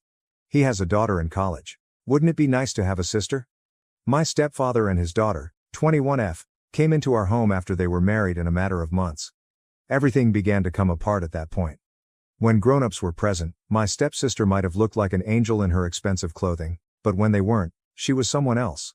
Little things were the first. The laundry would destroy my preferred work outfits. Coffee stains would inexplicably appear on important documents. My personal belongings would disappear and then reappear damaged. Even worse was my stepfather, who was often making disparaging comments about my lifestyle, appearance, and professional choices. "Don't you think that skirt's a bit short for the office?" he'd respond. Or, "Maybe if you spent less time on your phone and more time networking, you'd have a better position by now." I attempted to discuss these experiences with Mom, but she consistently dismissed my worries. She'd remark, "He's just being protective. He wants what's best for you." Over time, everything became too much to handle. I had spent weeks honing every element of a pivotal presentation while staying late at work. When I arrived home early one evening, I discovered my stepsister purposely destroying my presentation materials in my room. She had ruined my work with markers, leaving her hands smeared with ink. Things became heated when I confronted her and presented Mom and my stepfather with the evidence. The worst part? My stepfather accused me of mistreating his precious daughter, and called me a stupid. As if I were the one causing the trouble, Mom simply sat there and shook her head at me. I had trouble sleeping that night. I had made up my mind by dawn. Dad arrived to fetch me up 20 minutes after I called him. Mom came out to object as I was packing my things into his truck. She remarked, "You're overreacting? Why can't you just try to get along?" I looked over at her. "Your husband called me a fool, and you sat there silently. Your stepdaughter destroyed my work, and you did nothing. That's not overreacting, that's self-preservation." When Dad heard this, he went up to my stepfather. Security had to step in before things were physical since it heated up so quickly. It was like inhaling fresh air after being submerged when I finally moved in with Dad. It's time to stop being cautious. No more looking for sabotage in my room. A few days later, I received a note from Mom. "I can't believe you set your father against my husband like this. You're tearing this family apart." I didn't answer. Which family was she referring to? The one where I was verbally abused by her husband? Where did her stepdaughter ruin my belongings? I concentrated on my work and saving money rather than obsessing over it. I brought meals from home, while my coworkers went out for fancy lunches. I stayed late and took on more work when others went out to bars after work. I contribute a sizable amount of my monthly salary to my future home fund. I eventually purchased a home with 2 bedrooms, a bathroom, a kitchen with granite countertops, and a backyard where I could grow a garden after 3 years of diligent saving. It was all mine, purchased with my own funds after years of diligent effort and cautious saving. I made the decision to throw a housewarming celebration, and I made it clear that Mom could attend. But not my stepsister or stepfather. She concurred. On the day of the party, however, they were all present when I opened the door. "Surprise?" Mom whispered feebly, observing my face. As soon as he saw the hardwood flooring and crown molding, my stepfather began to critique everything, his lips quivering. His statement, "It's nice," sounded anything but. With her nose in the air, my stepsister walked around teasingly about how little the kitchen was and how she would purchase a larger home with a swimming pool. I was done. "Really? That's interesting. What job are you planning to buy it with?" She flushed. "I have prospects." When I said, Prospects aren't paychecks. Last I heard, you were still living off your dad's credit card. My stepfather took a menacing stride forward as his face grew scarlet with anger. Mom gave me a pitying glance over her shoulder as she swiftly escorted them out after grabbing his arm. I was trembling with rage as they went, but I also felt oddly relieved. At last, I had confronted them, in my own house, according to my own rules. My true friends joined me in celebrating my accomplishment as the celebration went on. I had assumed that would be the end of it, but I had no idea that things would grow much worse. I have to go to work now, so I'll update this post tomorrow with what transpired. Is it wrong of me to confront them? In my opinion, they showed up to disparage all I've worked so hard for even though they weren't invited. First update. Since then, a lot has transpired, and I feel uneasy about my present circumstances. I had an opportunity when my supervisor called me into his office 3 months after the housewarming catastrophe. For a 2-week absence, our organization needed someone to manage a significant project at another branch. My house, especially my indoor garden, was my biggest worry, even though it was a fantastic opportunity for my job. Delicate orchids, temperamental peace lilies, and my pride and joy, a rare bird of paradise that had just begun to flower, were among the many plants I had grown during the previous few months. I couldn't stomach the idea of going back to dead plants, and each one required a different kind of care. I swallowed my pride and drove to Mom's house after weighing my options. I knew she had a green thumb, but we hadn't talked much since the housewarming incident. In addition, I believed that this might be an opportunity to mend our relationship, just Mom and me, without the involvement of my stepsister or stepfather. When I showed up at her house, she appeared astonished. "Is everything all right?" She ushered me into the kitchen and asked. I asked if she could take care of my house, especially the plants, and explained about the business trip. I should have known something was wrong because of the way her face lit up. "Obviously, with nearly too much enthusiasm," she said. "You are aware of my passion for gardening." I gave her the extra keys and thorough instructions on how to take care of each plant. She tucked the papers away after giving them a fleeting glance. She said, "Don't worry about anything. Simply concentrate on your work. Everything will be well taken care of by me." I dismissed it as my own paranoia, but there was something strange about her actions. What could go wrong after all? I thought she was just observing my plants. I told her my itinerary and emergency contacts before I left. I reminded her that I would be gone for 2 weeks. According to the schedule I jotted down, the plants just require water. Please don't invite anyone over or adjust anything. Although she gave a nod, I couldn't exactly read her face. Obviously, honey, everything will be all right. The fact that she had consented so fast in spite of our previous arguments, that she had hardly looked at the care instructions, and that she kept saying, "Everything will be fine," without addressing the plants directly, were all small details that I began to notice while I was driving home. That night, I double-checked every item in my home. Just in case, I snapped pictures of every room in my house. Despite feeling bad about not trusting my own mother, I even put a tiny security camera in my living room. I noticed Mom's car go by my street the following morning as I was packing my bags to go to the airport. She drove by carefully, as if she was checking something, without stopping or waving. She said she was merely running errands in the area when I later called her about it. I'm now writing this from my downtown hotel room. Even if the project is going well, I still feel nervous. Mom's behavior during our check-in calls has been odd. No matter what time of day I call, she always appears to be at my house. I hear strange background noises, such as TV sounds and clinking plates, which shouldn't be present if she's just dropping over to water some plants. She immediately shifted the topic when I inquired about my bird of paradise. "Everything is all right, try not to worry too much. Simply concentrate on your work." I tried to view the stream from my security camera, but it appears to have been disconnected. While watering plants, Mom says she unintentionally knocked out the cord and was unable to figure out how to plug it back in. Tonight, I spoke with Dad over the phone about my worries. He believes I'm being overly suspicious, but he also brought up Mom's behavior at the housewarming celebration. "My dear," he replied, "keep your eyes wide open. Have faith in your instincts. Even though I still have a week left, I'm thinking of shortening my trip. Am I going overboard? I simply hope I'm mistaken about everything right now." Second update. Well, that was far worse than I had anticipated. Things started to get pretty strange during my second week here, with excuses like, "in the middle of something," or "can't talk right now, everything's fine." My mom stopped returning my calls on a daily basis and instead started texting me back. I heard several people in the background when she finally picked up, including what sounded strangely like my stepsister's chuckle. The social media posts followed. Since I have blocked my stepsister, I don't typically check her accounts, but I received screenshots from a coworker who follows her. Selfies that she posted from what was obviously my kitchen were there. One caption said, "I love my new granite countertops." She was seen relaxing on my couch in another. "Watch Netflix while relaxing in my new living room." I was feeling nauseous. She had been posting these for days, according to the timestamps. She responded with heart emojis and the following when her pals inquired about her new location. "I finally found my ideal home." I tried contacting mom again right away. Directly to voicemail, I dialed the phone of my stepfather. Blocked. Even my stepsister blocked me when I attempted to phone her. I called my neighbor next door in a desperate attempt to get help. She hesitated before answering, "Oh yes. Over the past week, I've observed your sister moving things. I assumed you were aware. According to your mother, you were allowing her to stay while she recovered." I could hardly hold the phone because my hands were shaking so much. Dad was furious when I called him. "Take the next flight back home," he said.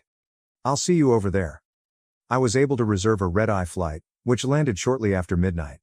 The first thing I noticed when the Uber dropped me off at my house, the house I had worked so hard to purchase, was that all of the drapes had been altered. I could see strange decorations and furniture through the windows.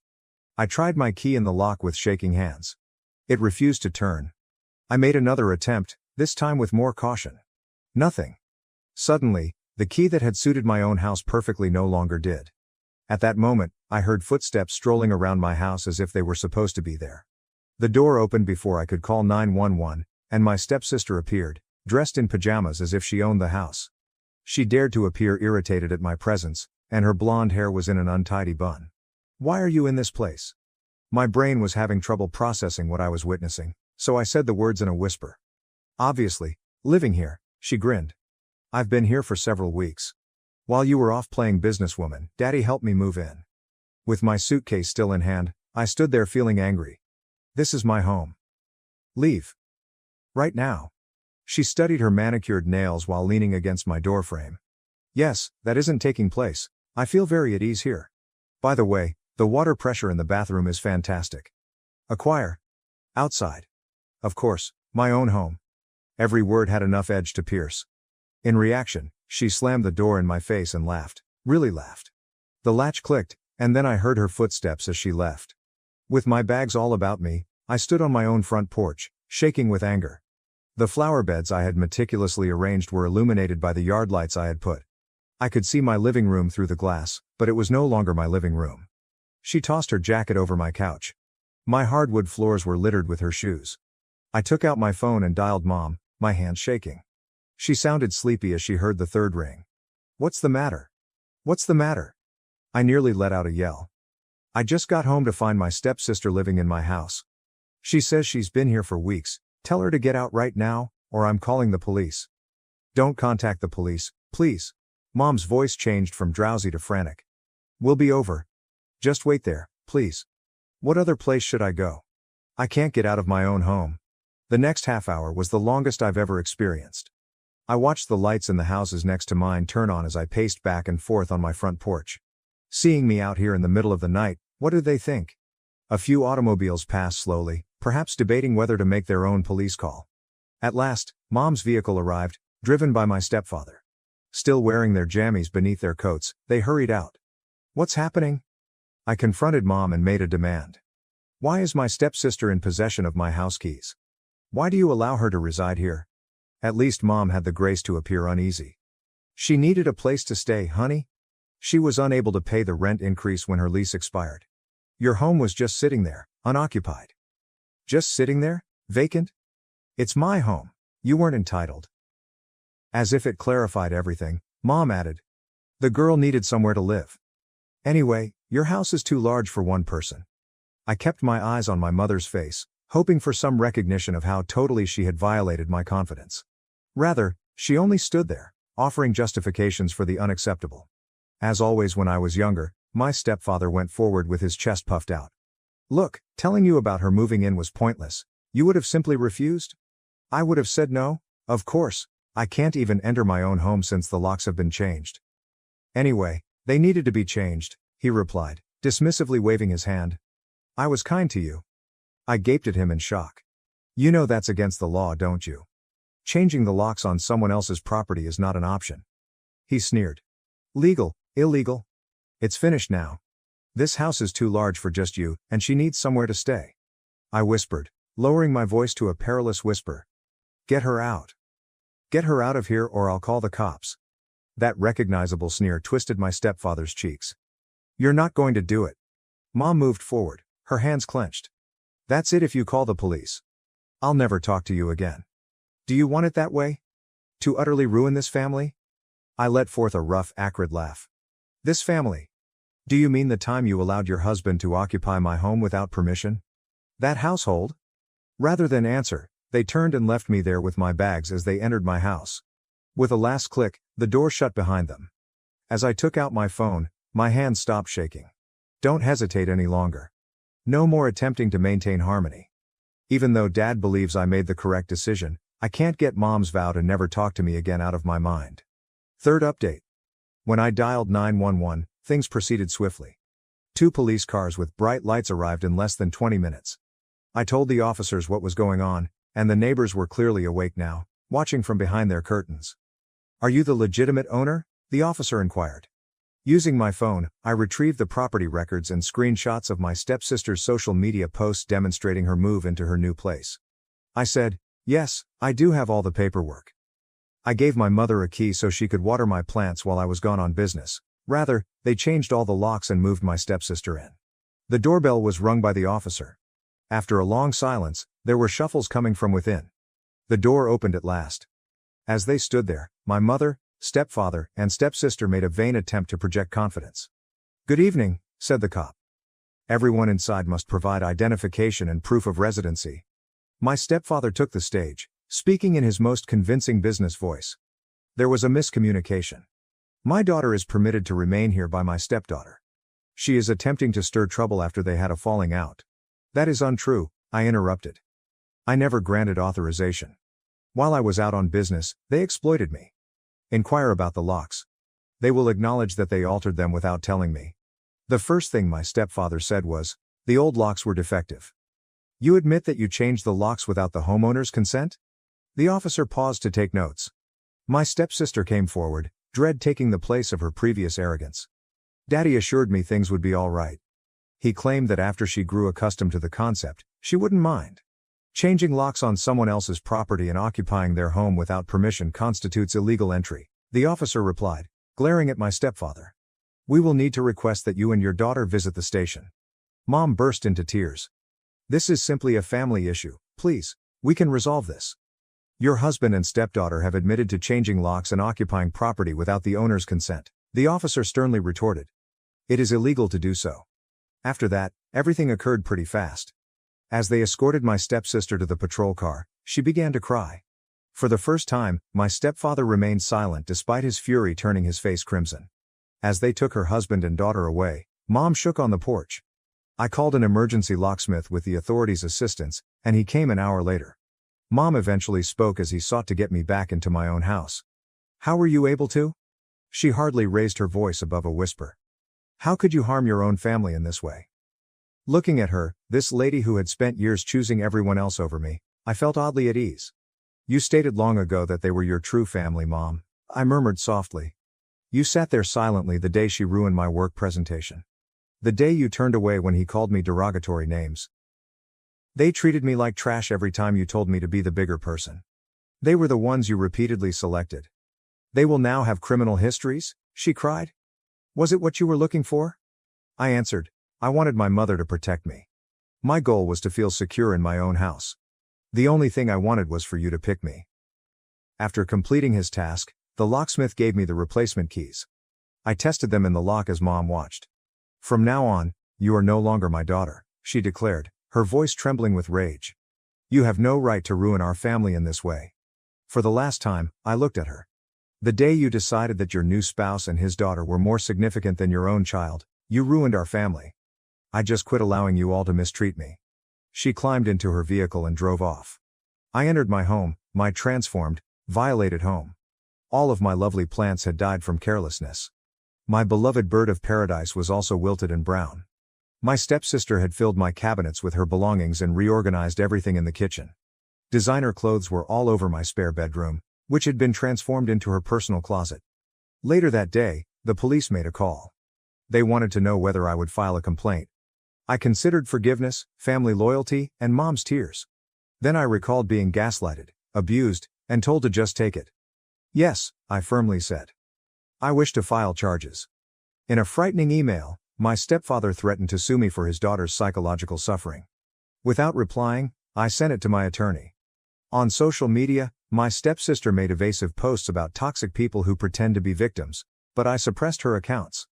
Over the weekend, I thoroughly cleaned my house to remove any evidence of their presence.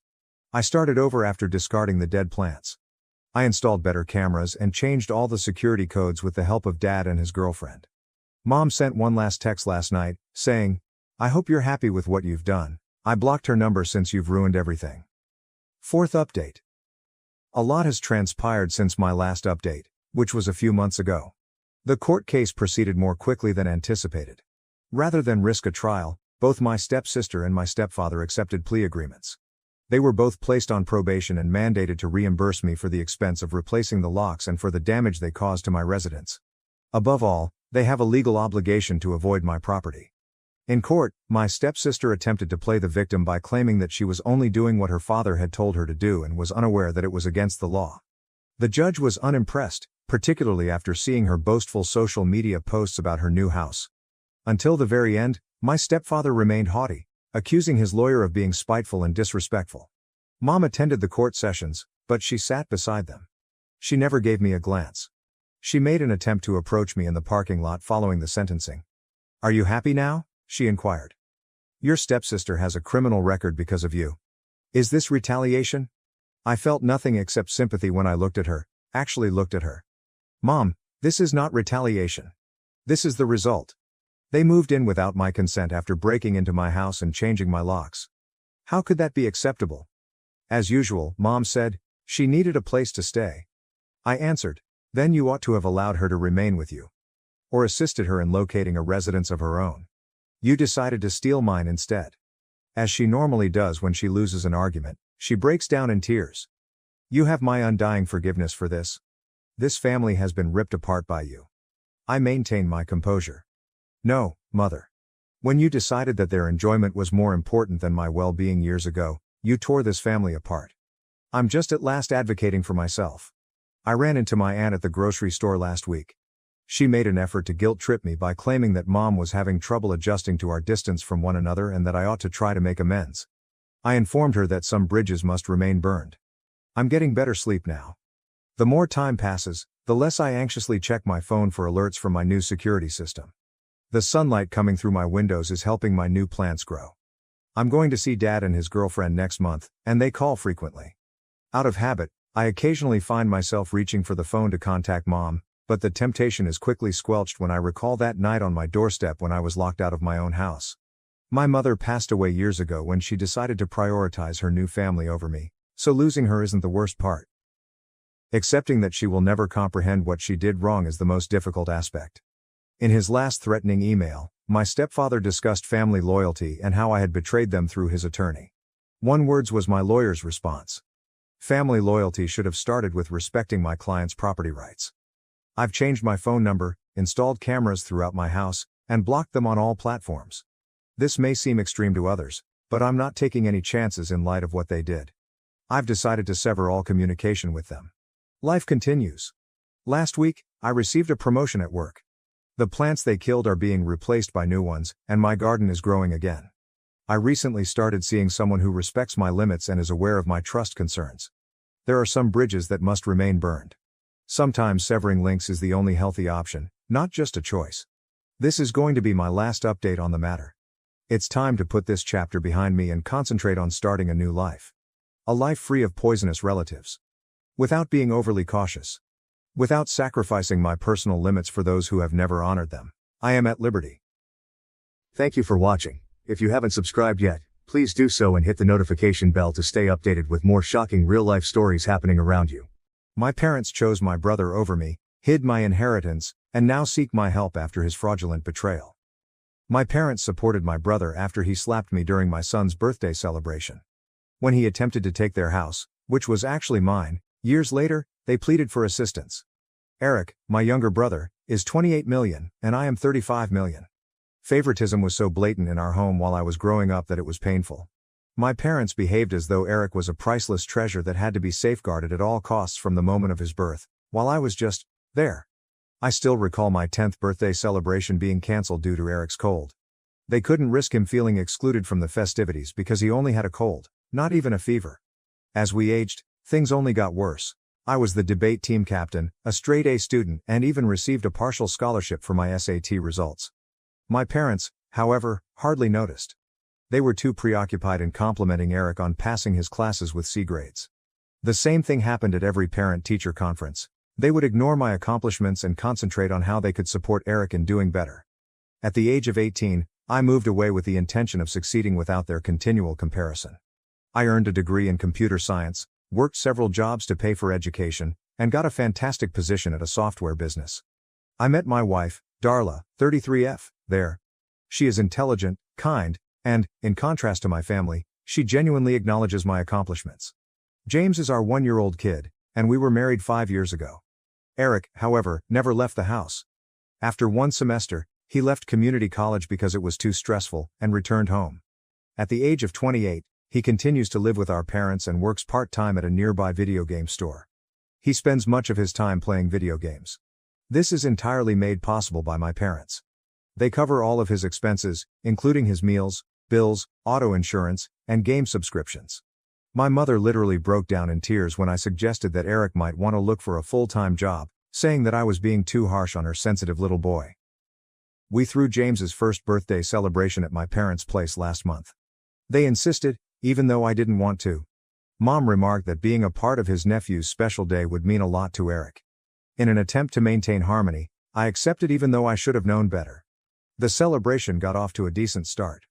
We used streamers and balloons to adorn the garden. James was enjoying himself greatly in the company of his loved ones. Up until lunchtime, everything was going smoothly. I was searching the crowd for Darla after stuffing my plate full of food. At that moment, it occurred. Eric was standing just behind me as I turned around and unintentionally ran into him. His new limited edition gaming t-shirt got some of my food, which was pasta with marinara sauce, on it. Since I understood that gaming gear can be pricey, I instantly apologized and offered to buy him a new shirt or even pay for dry cleaning. Eric flipped out rather than accept my apology. He began to yell that I always ruin everything for him as his face flushed. He cited instances from our early years when he claimed that I intentionally attempted to harm him, such as when I broke his game console by tripping over its wire. I was 12, he was 5, or when I received the last piece of pizza at his 10th birthday celebration. I hadn't eaten all day because I was helping set up his party. The room fell silent. We had everyone's attention. Eric gave me a forceful slap across the face before I could fight myself. The room was silent as the sound reverberated. My cheek ached, but the next thing that transpired hurt even more. My mother hurried over to fuss over Eric, not to see how I was doing. She began to inquire about his well-being and whether he required ice for his hand after he slapped me. As though I had done something wrong, my dad simply stood there with his arms crossed and gave me a disapproving look. I surveyed the space. James, who had begun to weep from the chaos, was being held by my wife, who was standing there in shock. While some people glanced away awkwardly, others murmured to each other. I stood there with a red mark on my cheek, and there was Eric, being comforted by our mother. I asked my parents whether they truly approved of their son being beaten at his own child's birthday celebration when I had finally found my voice. My mother's reaction? "You're older, you should know better. Look what you did to his new shirt. You know how much he loves his gaming merchandise. He's saved up for weeks to buy that." I lost it at that point. Years of repressed annoyance were released. I told them that throughout his life, they had allowed Eric to act in this way. They had never reprimanded him, encouraged him to improve, or held him responsible for anything. I brought up the fact that, at 28, he was still living at home and playing video games, when I had put a lot of effort into building my life since I was 18. I explained that Eric had a gaming tournament that day, thus they had missed my college graduation. How they were so preoccupied with making sure Eric didn't feel excluded that they hardly assisted with my wedding. How Eric felt uncomfortable around infants, thus they had only been to see James twice since he was born. If I couldn't respect my brother, my dad became irate and urged me to leave their home. That's exactly what I did. I told my wife we were going, scooped up my son, and left. "Look how upset Eric is now," was the reason my mother broke down in tears, not the fact that I was going. The calls and messages began to come in later that day. I had to apologize to Eric, my parents informed me over the phone. He apparently locked himself in his room and wouldn't go because he was so unhappy about his damaged shirt. Some family members called to let me know that I should have recognized Eric's sensitivity and refrained from provoking him by spilling food on him. According to other texts, I was being dramatic about a little slap, and should be more understanding because I'm the older brother. Eric, my parents, and the family members who stood up for him were all blocked by me. Some relatives who were present at the time of the incident expressed their support for me, stating that they had always seen how unfairly I was treated but had refrained from speaking out to prevent creating a scene. Too late, too little. Now, a month has passed. My wife completely agrees with my decision to cut off communication. She stated that she never wants James to believe that hitting people is acceptable or that he must put up with abuse because it originates from his family. Some family members claim that since Eric is my younger brother, I should forgive him and that I am being too harsh. However, I fail to see why, simply because we are related, I should continue to put up with mistreatment. First update: I haven't communicated with my family in 2 years. The absence of their incessant drama has brought tranquility to life. At 3 years old, James is doing well. In addition, we have a 6-month-old daughter named Emma. In addition to purchasing a larger home and receiving advancements at work, Darla and I have been content with our lives as a family of 4. Everything changed last week when I received a call from an unidentified number. My mother was crying uncontrollably. Her cries made it difficult for me to grasp what she was saying at first. I was shocked by what I heard when she eventually relaxed enough to talk. Eric was selling their house after somehow getting it transferred into his name. They had been given 2 weeks to vacate by him. There was nowhere for them to go. But the biggest shock wasn't even that. I was stunned to learn that the house had truly always been in my name. Mom says my grandfather left the house to me in his will when he died 15 years ago. I had just started college at the age of 20. Due to their own plans, my parents never disclosed this inheritance to me. In an attempt to persuade me to give the house to Eric when he was more stable, they had been waiting for the right time to tell me that they wanted Eric to ultimately own it. They resided in my house for 15 years without claiming it as their own. They allowed Eric to live there for free for 15 years while I worked several jobs to pay for my own place. While they saw me struggle to save for a down payment on my first home, they kept this a secret for 15 years. Mom started sobbing as she talked about how they never imagined Eric would turn on them in this way. He had been behaving oddly for several months, apparently. He had begun discussing moving to a different state to live with some buddies who played online games. They required funds for streaming equipment and a game setup. At that point, he began inquiring about who owned the residence. How Eric was able to get the house registered in his name is still a mystery to me. He took care of the paperwork during their trip last month, according to Mom, who kept saying it. I can only presume he falsified my signature because I never signed any transfer forms. The situation's irony is nearly comical. Since the house was genuinely mine, the same parents who evicted me from their home 2 years ago are now pleading with me for assistance. The brother who attacked me during my son's birthday celebration has now betrayed them by attempting to take my belongings. Mom talked on the phone for an hour about how they were going to be homeless and that they had nowhere else to go because they had spent all of their savings on Eric over the years, including paying for his failed college attempt, purchasing his gaming gear, paying for his insurance and car payments, and even paying for his convention attendance. She also disclosed that Eric's behavior worsened after I stopped communicating with him. He declared he was going to become a professional gamer and completely quit his job. He played games all day and streamed to his modest internet fan base at night. He would have tantrums, smash things, and threaten to move out when they suggested he look for a job. My father also picked up the phone. He attempted to defend their conduct by claiming that they just had their 2 sons' best interests in mind, that they had intended to ultimately notify me about the bequest, and that they never imagined Eric would act in such a way. He even went so far as to suggest that perhaps none of this would have occurred if I had kept in touch. Without saying anything, I hung up. I received more calls from different family members pleading with me to assist my parents. Some people made an effort to guilt-trip me by bringing up their advanced age and vulnerability.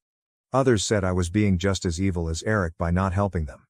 Darla believes that since they are still my parents and appear to sincerely regret their situation, we ought to assist them, but I find it difficult to sympathize.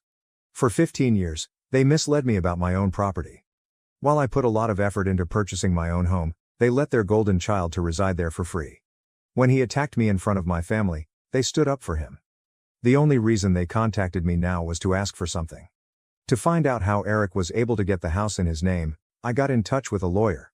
The attorney attested to the fact that my grandfather's will did, in fact, leave me the house. Because I never signed any transfer forms, she is investigating the documents Eric used to transfer the property and concludes that his claim to the house would not stand up in court. She added that we could file a lawsuit against him for forgery. I'm unsure right now. Since my parents are still my parents in spite of everything, I have a part of me that wants to help them.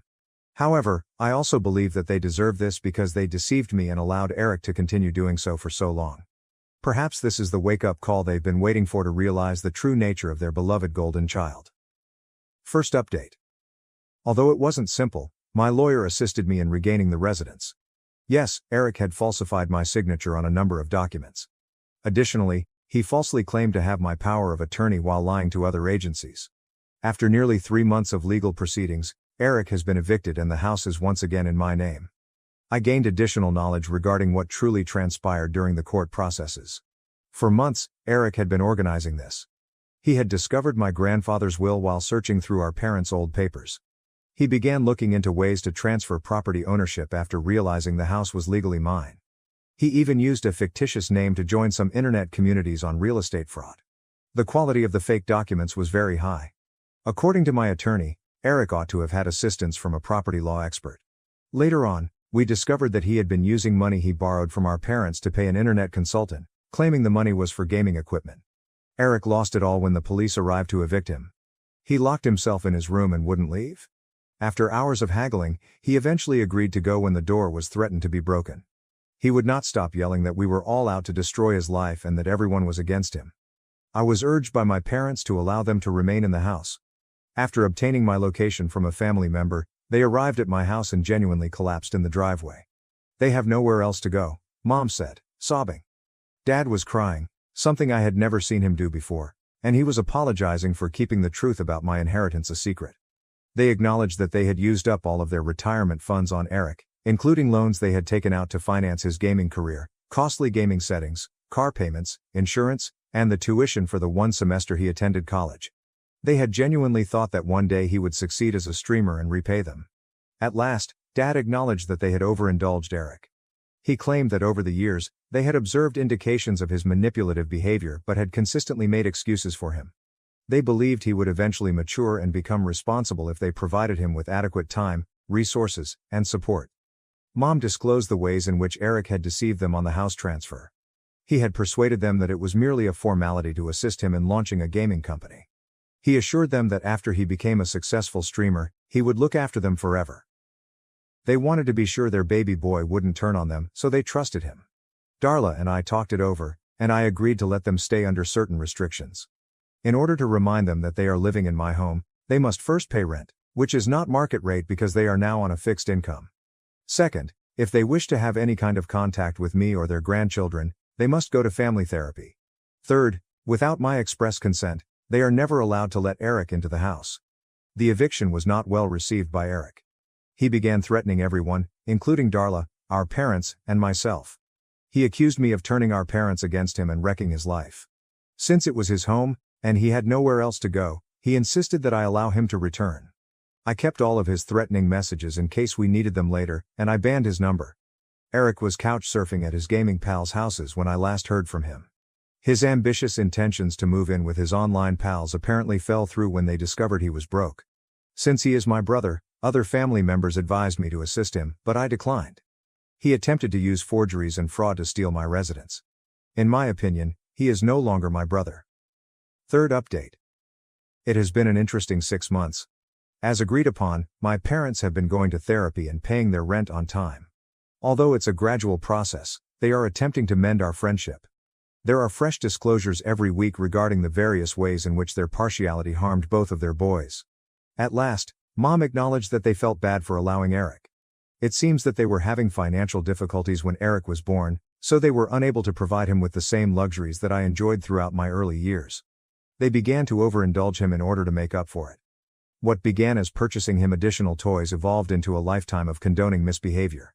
During one therapy session, Dad lost it when he saw how their behavior made Eric into an entitled monster and drove me away. He acknowledged that they secretly knew I would be all right because I was a responsible and diligent worker. They therefore gave Eric their whole attention because they believed he required greater support to thrive in life. Eric wrote me a long email last month. He asserted that he had also been going to therapy and had come to terms with his errors. He claims that after being evicted, he reached his lowest point. His streaming career never took off, and none of his gaming pals wanted to take him in permanently. He currently shares an apartment with 3 roommates and works at a warehouse. Eric apologized in the email for everything, trying to steal the house, faking my signature, and assaulting James on his birthday. He claimed that treatment enabled him to see how his perspective of the world had been distorted by his parents' partiality.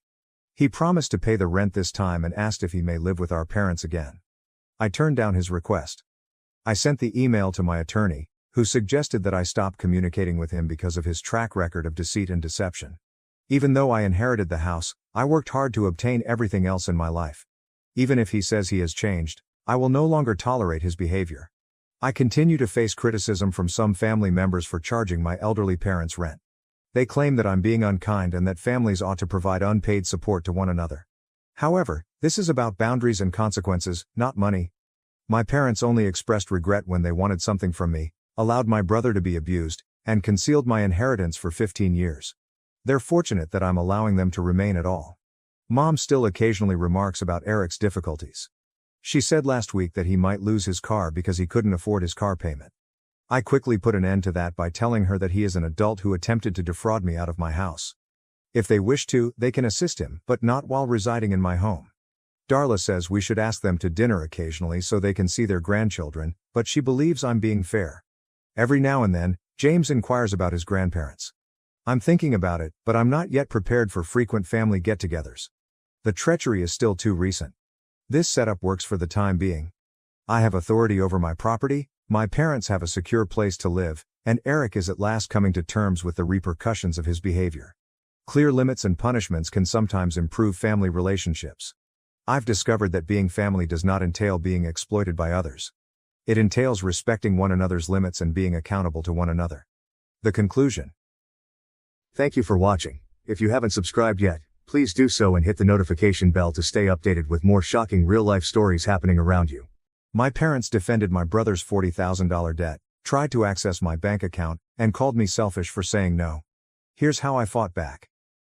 I've been lurking around here for a while, but until now, I never felt the need to write anything. I'm 35 feet. I need some perspective because my family has finally pushed me to the limit. Somehow, I'm always portrayed as the villain, regardless of what I do. Dealing with this prolonged family issue that appears to have no end in sight has truly worn me out, both mentally and emotionally. I have developed my career from the ground up and am currently employed as a middle manager at a large Silicon Valley software company. I've worked hard and had many sleepless nights to earn all I own, including my house, car, and money. You wouldn't believe the terrible familial dynamics I had to overcome to reach this point in my life. I'll give you some background on our family's history. Since I turned 18, I have been totally self-sufficient. And I mean it in every sense of the word, financially, emotionally, and intellectually. The way my parents raised my brother and me was, to put it mildly, problematic at best, and they weren't exactly winning any parenting prizes. As a middle-class suburban family outside of Boston, we appeared to be the ideal American family. We lived in a good neighborhood with good schools. My mom taught elementary school part-time, and my dad worked in insurance. Beneath that idyllic exterior, though, there was an unwritten rule that influenced my entire upbringing. I was supposed to be the responsible one, the model, the one who always had to lead by example, while my younger brother Jason, 27 million, could do no wrong. From a young age, the inequities were brutally apparent. One instance in particular came to me when Jason was 8 years old and I was 16. My parents grounded me for a month after I received a B+ on a single chemical test, claiming I was wasting my potential. When Jason was caught robbing our dad's wallet for the 3rd time that same month, they just said he was going through a phase. This was only one instance of the ongoing inequity in the way we were handled. It wasn't an isolated incident. Every time Jason made a mistake, and trust me, he made a lot of mistakes, it was ignored. "He'll learn eventually," my mother would remark with that dismissive wave of her hand, or "he's just sensitive," which was code for "let's pretend this never happened and hope he figures it out." In the meantime, it felt like the sky was dropping if I even stumbled. The pressure was relentless and debilitating. "Why aren't you trying harder? You need to set a better example for your brother. Don't you know he looks up to you?" I worked part-time at a local coffee shop, volunteered at the library, took all of my AP classes in high school, and tried to keep my GPA flawless because universities look for that kind of thing. Jason, on the other hand, rarely attended class and mostly stayed in the basement to play video games. Nevertheless, I somehow had to try harder. No matter what I accomplished, it was never sufficient. They would question why I didn't receive an A+ in calculus if I brought home straight A's. Rather than praising me, my mother's first reaction after I was chosen valedictorian was, "I hope this doesn't make your brother feel bad about his grades." This scenario continued into adulthood, with Jason struggling to pass his classes and everyone saying, "At least you're doing your best, sweetie, not everyone is cut out for academics." The bigger the stakes, the worse it got, if anything. Jason dropped out of community college after one semester because it was too stressful. My parents paid his rent for a gap year, that ended up being 5 years of him finding himself. I worked 2 part-time jobs to pay for state college, one at a coffee shop in the mornings and another at a table waiting at night. I still recall the evening I moved away when I was 18. I was able to rent a small studio apartment with a roommate because of the money I saved from my part-time work. My dad said, "Well, you'll need to start paying rent if you're staying here anyway," when I told him I was leaving home, but they never asked Jason for $1 when he was still living at home at the age of 25. Because job hunting was emotionally draining for him, they even granted him an allowance. They never once offered to cover my living expenses or college tuition, not that I expected them to.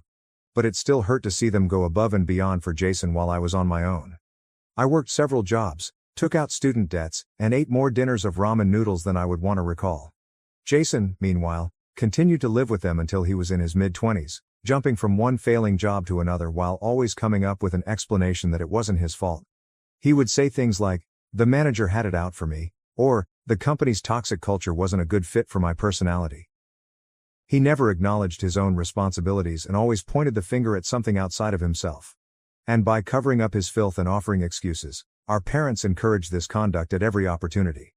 I worked 2 jobs while attending college, graduated with honors, and got an entry-level job at a software business. I worked my way up from there, putting in a lot of overtime and seizing any chance to get more education and certification. My parents never offered to help, and I never asked for it either. However, they had no trouble approaching me for financial assistance whenever Jason needed a little help to get back on his feet. Now fast forward to last week. It was remarkable in and of itself that my mother called. You must realize that my mom doesn't call to talk. She never calls to say hello, check in, or inquire about my life. She calls when she's in need of things. I'm referring to the type of call that begins with excessively pleasant small talk, as if they're attempting to win you over before revealing the true reason for the call. That's precisely what took place last week. "How's work? Are you still at that tech company? Have you been eating well?" she asked at the beginning, which was so unusual that I knew something was up. My mother doesn't give a damn about my diet. The only thing she knows about my job is that I do something with computers. She couldn't even recall the name of my firm when we last spoke, which was during Thanksgiving 3 months earlier, even though I had been employed there for the previous 5 years. She seemed to be trying too hard to sound casual, and the entire conversation felt forced. She inquired about my boyfriend. I've been single since my engagement ended last year, another narrative in which Jason played a not-so-insignificant role, and apartment. I've owned a house for 2 years. Even my cat, to which I have never given birth due to an allergy. Every question reminded me of how little she truly knows about my life and felt like a tiny paper cut. Jason was in trouble once more when she struck me with it. I wasn't shocked. Jason seems to get into problems all the time. However, I didn't anticipate this. He had apparently accrued $40,000 in debt, not the kind of debt that can be dismissed as young folly, such as credit card debt or student loan debt. No, he had borrowed from some very dubious individuals, and they were now sincerely demanding their money back.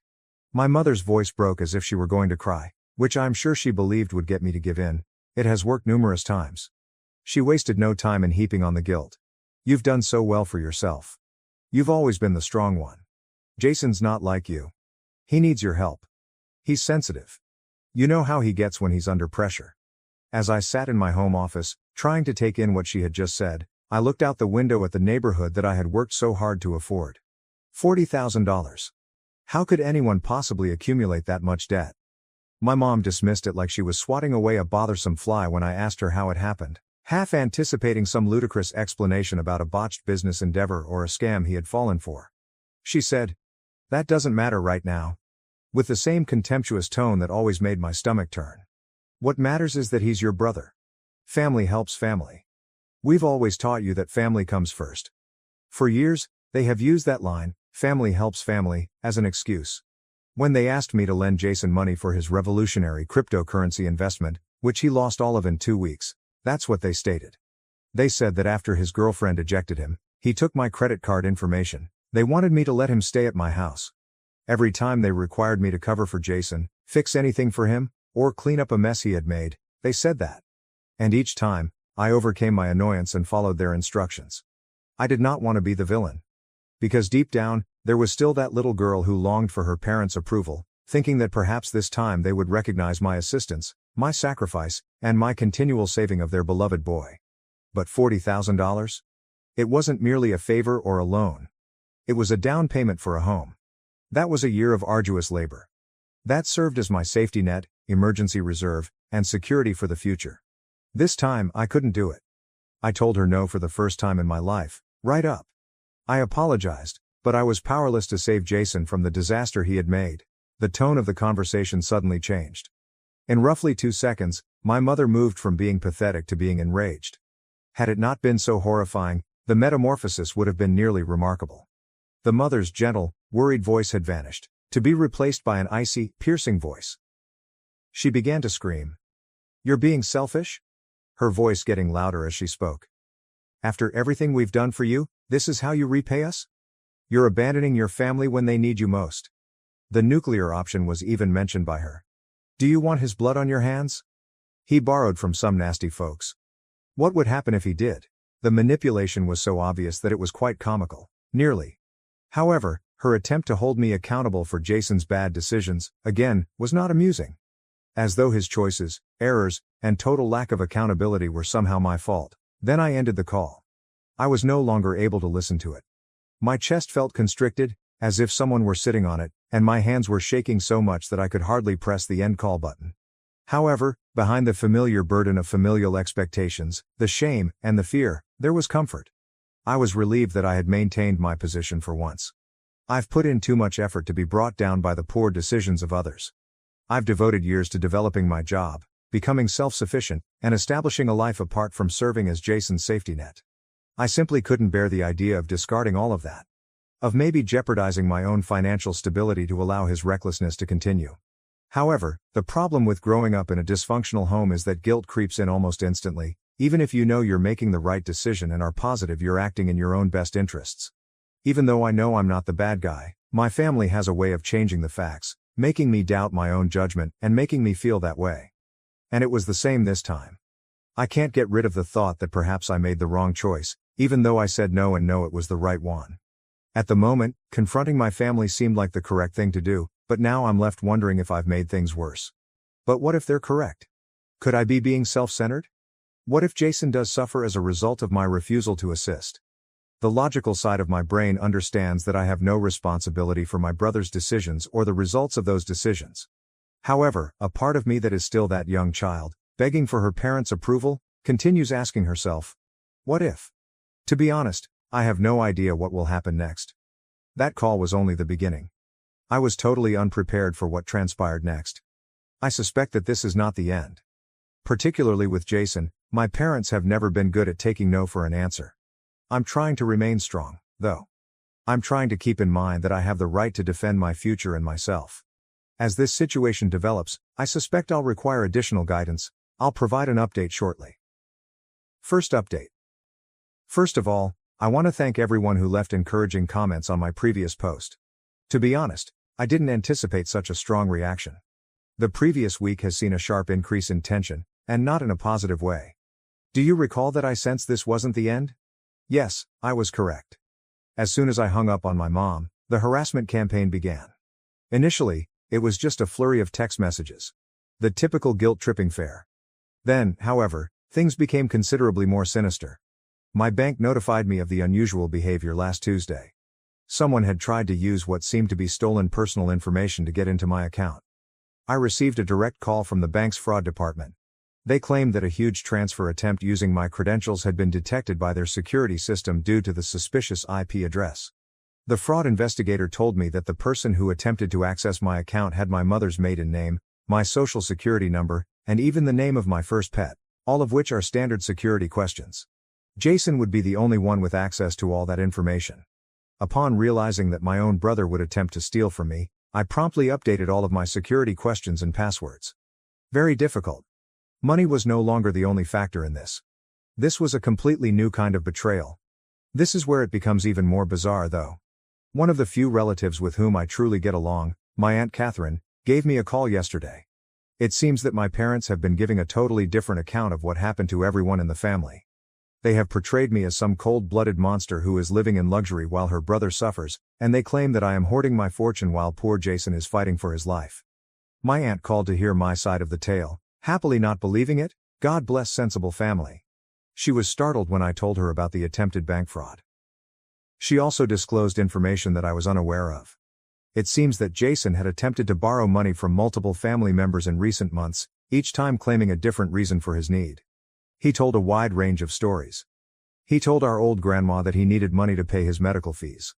It was for a sure-thing investment opportunity, according to our cousin Mark. It was to launch a modest business, according to our Uncle Steve.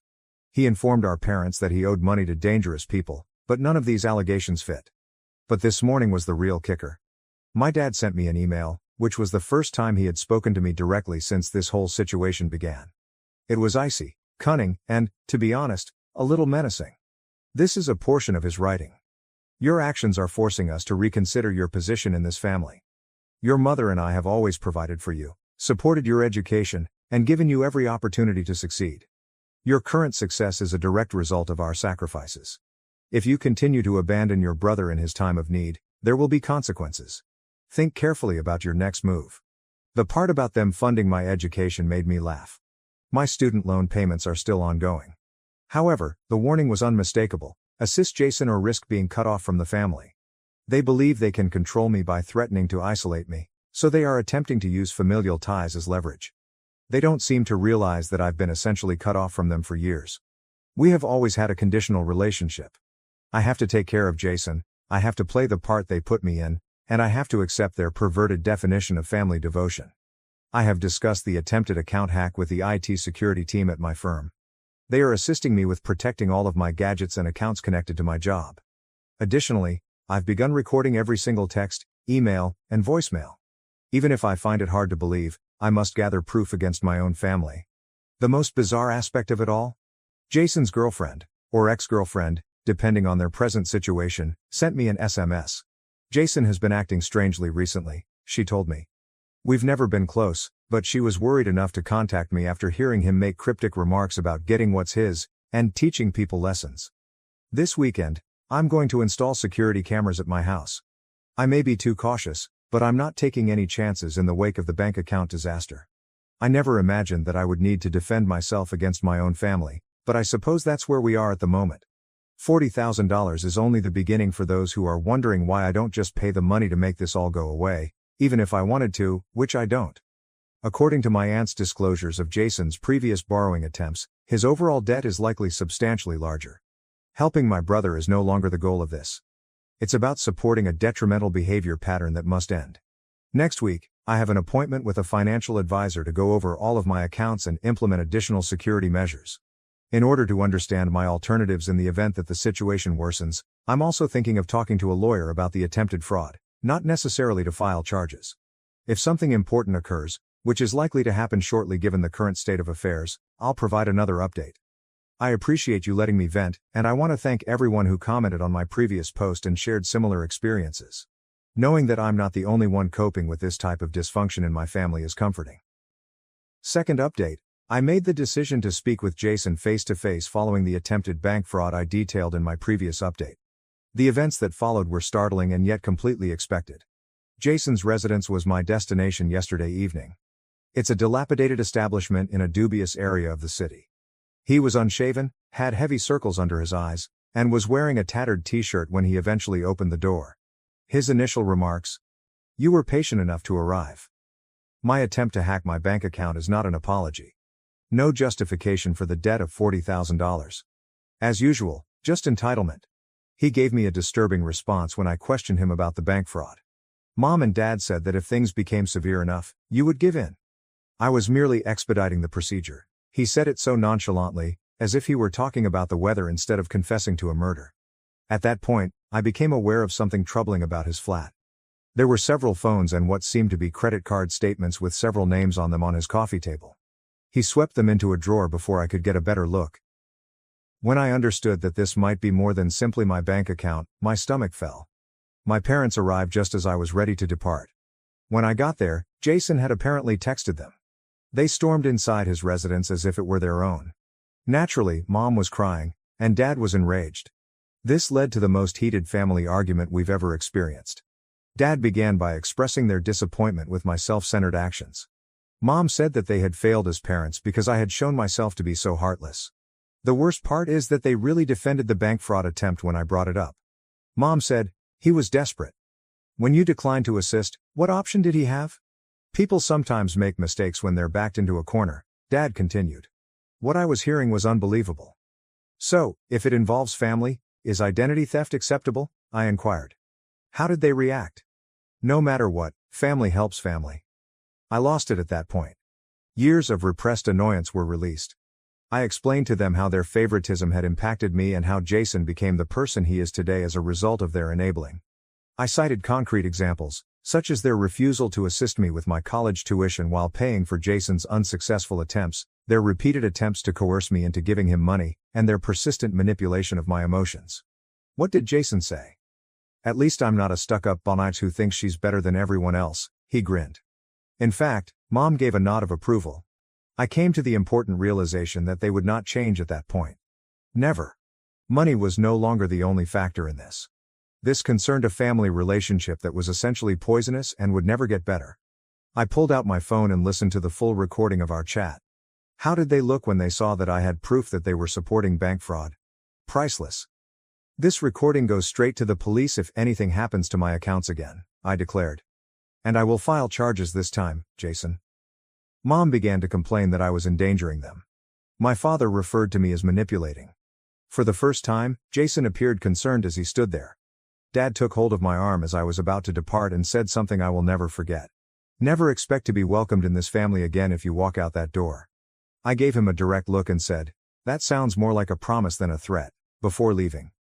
I had dozens of missed calls and messages when I came home. I blocked their phone numbers.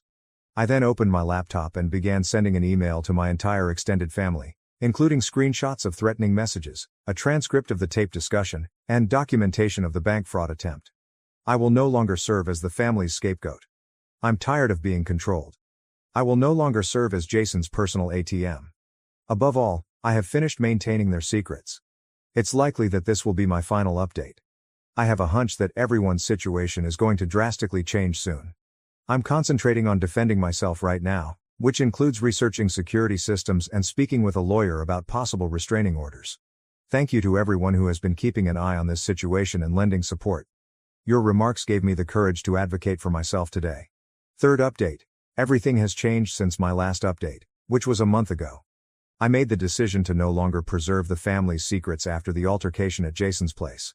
When I eventually revealed the truth, this is what transpired. Do you recall the email I said I was sending to the extended family? Well, I made the decision to take things a step further.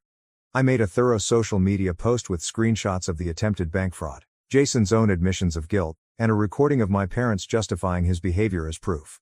I only wanted the truth to be known. I wasn't attempting to get revenge. The reaction was tremendous. Other victims of Jason's schemes began to come forward within a few hours. According to my cousin Tim, Jason had taken out a $5,000 loan for an unfulfilled business venture. Aunt Beth said that he had persuaded her to co-sign a loan, which she is currently repaying. Even the mystery surrounding my grandmother's missing jewels from last Christmas had a likely suspect all of a sudden. However, Jason's ex-roommate made the most important disclosure when he revealed how Jason had used his identity to open many credit cards.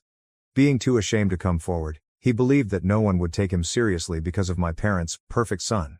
Someone in HR at the business where Jason had just had an interview saw the social media post. His past involvement with financial fraud piqued their curiosity. It goes without saying that he was not hired. My parents' standing in their social group suffered greatly.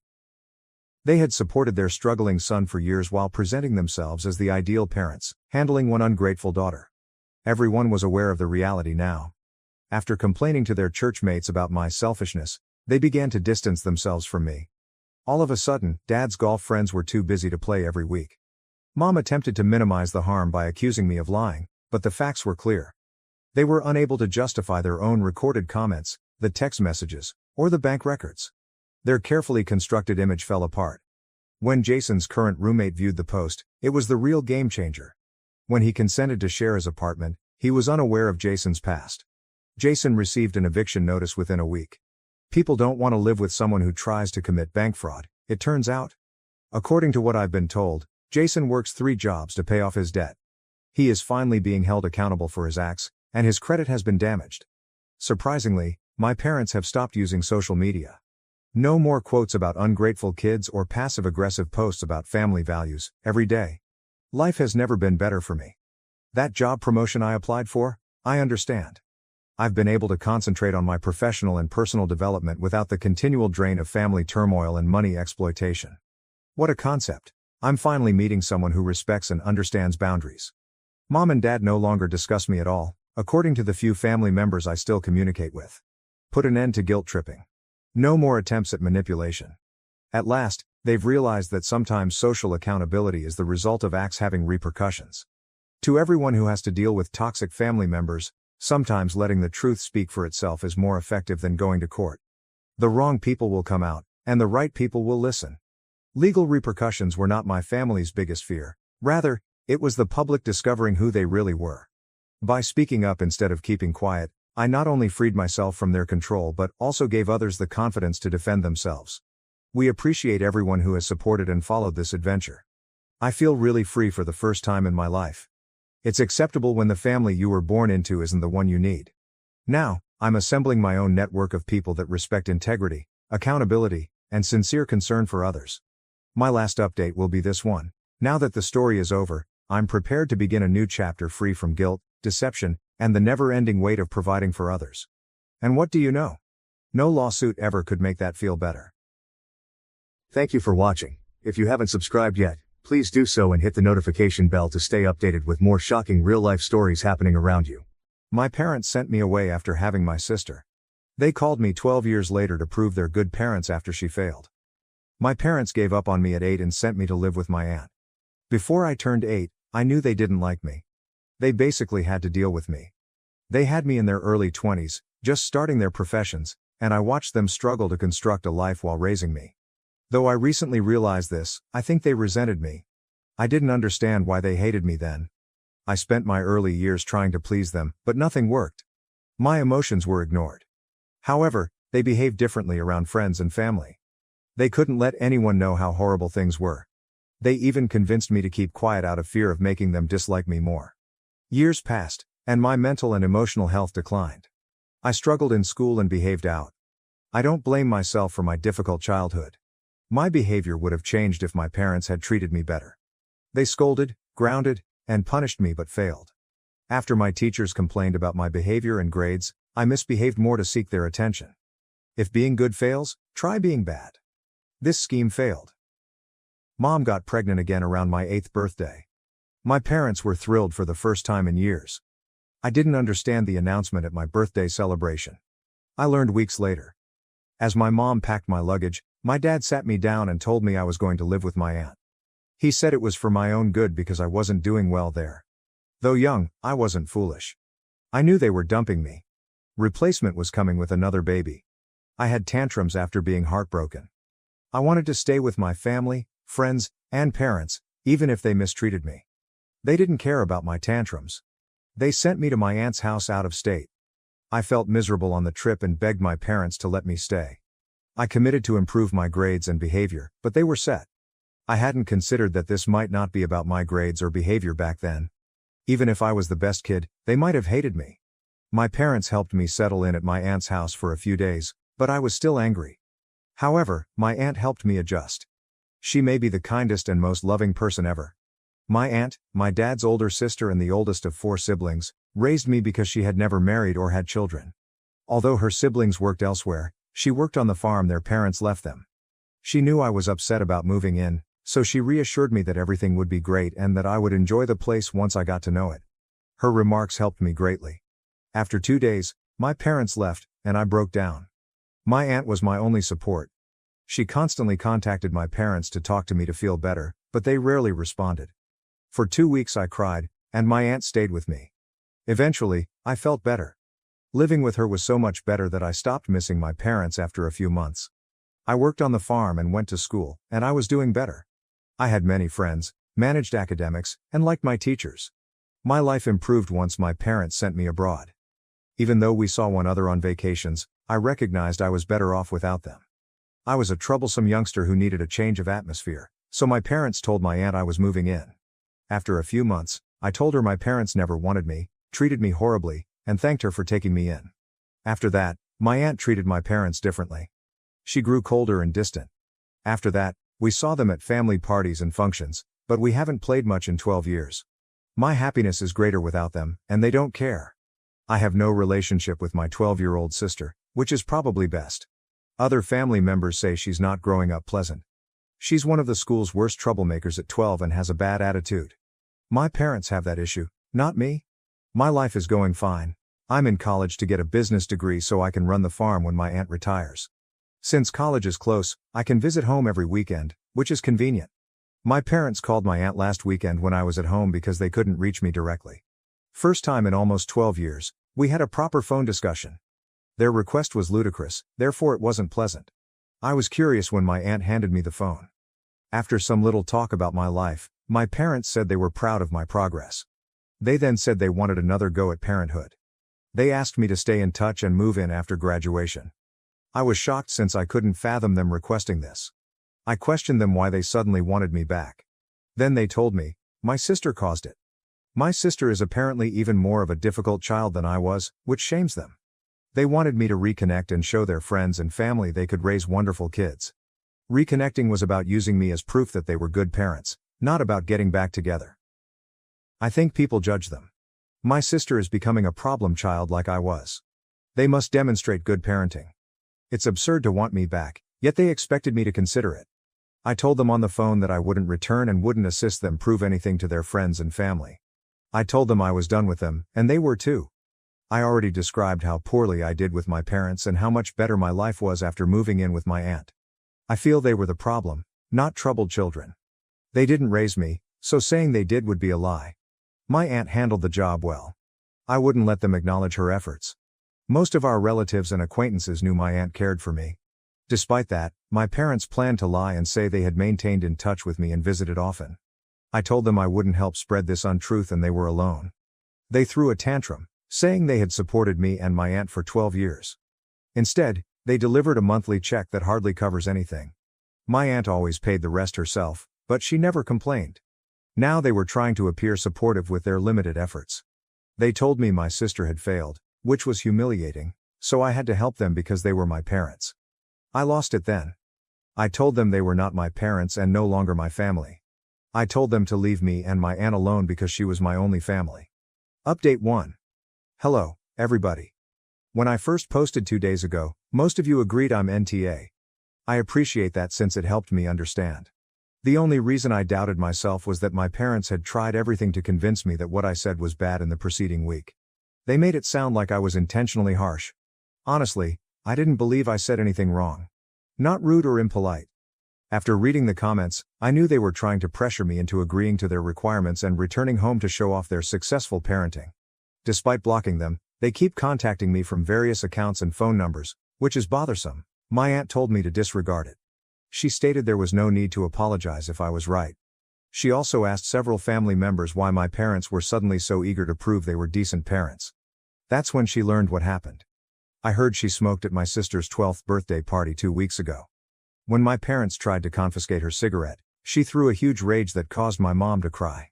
My mom's older sister, grandparents, and other relatives told her at the party that their 12-year-old daughter had a cigarette because of their parenting failure. They said my parents could have prevented this by being more proactive. My parents have spoiled my sister since childhood, I've learned. They never refused her, gave her a substantial allowance, and allowed her to do everything she wanted unsupervised. She knew she could get away with anything, so my 12-year-old sister ruled them. After the cigarette incident, many friends and family criticized them for raising her improperly. Due to their desire to prove themselves good parents, my parents want me back. To demonstrate their success, they want to display me as a prize. their behavior is pitiful. Most importantly, they should realize this strategy won't work because everyone knows my aunt reared me. Even my aunt's contacts disapproved of my parents' decision to send me away when I wasn't doing well. When your kids are struggling, you should help them, not ignore them. They had often advised my parents to bring me back after my sister's birth so we could grow up together. My parents ignored it, stating I was better with my aunt and they knew best. I don't understand how or if my parents can think of others. They could easily write off my sister while trying to gain me back by labeling her a failure. Her 12-year-old age terrifies me. I think counseling would be enough to get her back on track. I don't think my parents should guide me. This is the child they sent me away for, saying they wanted to save time, money, and energy for her. However, they have raised and treated her this way. They say they sacrificed their oldest kid for her, but I don't think they care about us. I don't think my parents were meant to be parents. I could easily resent my sister because she got everything I never did from our parents: love, care, affection, money, and time. Personally, I feel awful for her. All of that isn't enough to raise a child properly. I'm more surprised that my parents failed both of their children. I hope they quit calling and messaging me since I don't want to talk to them after what my aunt and other family members taught me. Next time they guilt trip me, I'll tell them. Update 2: I've remained silent for a few days, but if my folks tried to guilt me again, I'd tell them. They did. They called me from a new number 2 hours ago. I was told to apologize and return home as soon as I picked up. I was feeling sick today and moody. That phone call made matters worse, and I snapped. I shouted at them, saying I wouldn't apologize since what I said was true. They were not my parents. They had done nothing to deserve that label. I'd call my aunt my family because she raised me. I informed them they hadn't seen me in 12 years. Before that, they ignored me. They should blame themselves if they can't accept my not seeing them as family. They should stop phoning me to make me feel awful about something I don't have to do. They interrupted me, saying that while my aunt reared me, they supported us and we shouldn't forget that. I said the money they sent barely met my expenses. My aunt paid for practically everything herself, so my parents' money was useless. If they had kept me, they wouldn't have had to pay child support. They should quit acting like providing money was a tremendous favor to my aunt. I informed them child support was the very least after sending their son to her. She kept this from the family out of love, even though she could have ruined their reputation. They should stop talking about their spending because money isn't everything. The incident at my sister's birthday celebration should have taught them that. They also threw money to their youngest daughter, who is now a spoiled brat. They called her a failure, but my parents failed. They failed us both. They reacted defensively when I said it. They said my sister was happy and I didn't understand. They said her birthday party incident was one time. But I know happy kids, especially 12-year-olds, don't smoke because they can. Telling them they were probably attempting to convince themselves didn't mean I believed they were trying to raise my sister. They did the same mistakes with her as with me, but in reverse. They neglected me but spoiled her with money and too much attention. They didn't govern her correctly during their time with her. I knew this even though I'd never met the youngster. They needed to contact me to prove they were decent parents, showing how little they cared about their kids. They wanted to look like good parents, not be good parents. Perhaps this was too much truth for them. They yelled at me, cussed me, and said I had no idea what I was talking about. Their defensiveness and ranting validated my accuracy. We argued for a few more minutes until they said they were glad they sent me away years ago. They said they were glad they selected their daughter since I wasn't good enough to be their son. They hung up, perhaps fearing their goodbyes would hurt me. I didn't care. I was glad I won the dispute because otherwise they wouldn't have resorted to such low blows. Now, I hope they think twice before fighting or calling me again. Only my inability to aid my sister bothers me. I feel bad because she might survive outside my parents' terrible atmosphere. But sometimes you win and lose. Third update. A week has passed since I spoke to my folks. That last phone call was the last time they disturbed me, which is better for them. From what I know, they've been telling the family that my sister's cigarette event was one time and won't happen again. But nobody is duped. She may have more going on. This may have been her first cigarette, but who knows what else she's done. My parents were the only ones responsible. It was evident that their lack of monitoring and discipline caused this. I don't usually condemn someone without knowing them, but my parents deserve it. What kind of folks abandon one child while pregnant with another? Who? My parents. I'm delighted my family is now seeing how broken they are and keeping their distance. After years of silence, my aunt has begun to reveal why they left me with her. They didn't want me around because they wanted to spend more time with their other child, Not because I was a troublesome kid. My parents made me a problematic kid, not me. If I were to blame, I wouldn't have thrived after moving away. My aunt hid this for 12 years because she didn't want to destroy my parents' reputation, but now she thinks they deserve it. Due to their defensiveness, my parents are already feared. Denial regarding parenting failure is evident. Everyone now knows my parents are the culprits after hearing our story, that they abandoned me to my aunt. They don't deserve my sister or myself. Some may believe we're overreacting and don't need to kick them while they're down. But this wouldn't have happened if they hadn't called me to help them pretend to be wonderful parents. They deserve it. Update 4 posting again after 2 weeks brings a huge update. Maternal grandparents are fighting for custody of my sister. My parents sent me to live with my aunt, but I've always maintained in touch with most of my family. I have a good relationship with my grandparents, so when they called a few days ago to ask about my parents, I told them. They were delighted I finally told them about my parents' mistreatment. They believed my parents had a solid cause to send me away for years.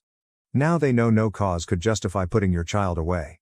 They apologized for not discovering the truth sooner, and I said it was okay. Everyone struggles, and I didn't seem to be hurting. It would have been hard to know without being told. After the cigarette incident with my sister, my grandparents heard allegations about my treatment from other family members. My aunt finally told me how my parents abandoned me after leaving me off at her house. My grandparents decided to investigate after hearing this. They didn't want their younger granddaughter to experience what I did. After talking to me, they discovered my parents hadn't changed. They still cared more about appearing good parents than being there for their kids. That's when my grandparents fought for custody of my sister to raise her differently. I agree with the choice. My life improved after I left my parents, and I'm sure hers will too. They've been given temporary custody, but my sister doesn't care. Her indifference makes me think she'll get over it. My grandparents believe they will obtain complete custody shortly, but they will allow my parents visits. My sister has started trying to get to know me, which is the finest part. Several days ago, we spoke on the phone.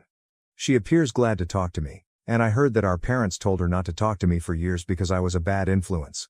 I hope we can create a good friendship now that she's coming around. Hopeful for the future. Thank you for watching. If you haven't subscribed yet, please do so and hit the notification bell to stay updated with more shocking real-life stories happening around you. Parents-funded siblings ignored me. I built my own success, uncovered their betrayal, and chose a new family over being the forgotten child. Hello, Reddit. I need to talk about something today. I'm 27 years old. I suppose you could say that I've been the one ignored my entire life. My younger brother Chris, 25 million, and older sister Sarah, 29 feet, are my siblings. It would be an understatement to suggest that they were always the golden children. In my parents' view, they could never do anything wrong, but I was just there.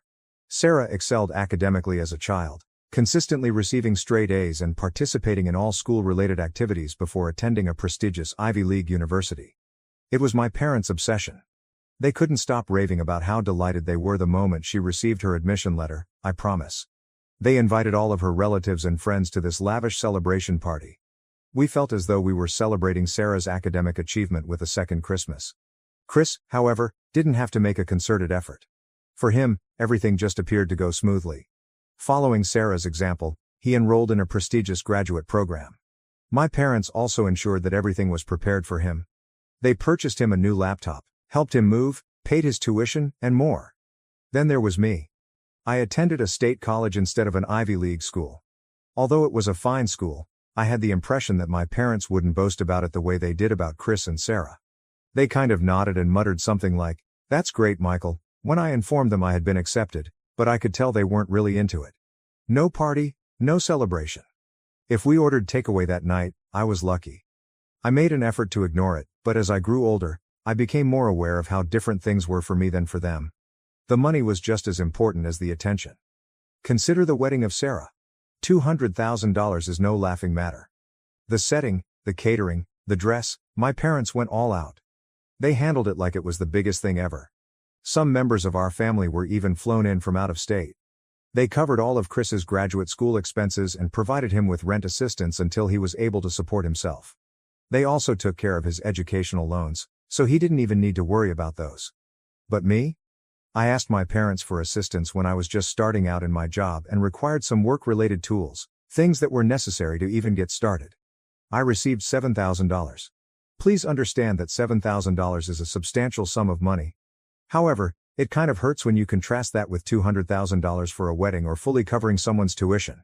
I felt like I was only receiving the bare minimum so they could claim to have been helpful. And it wasn't just the cash. I always felt like the odd one out whenever our family gathered together.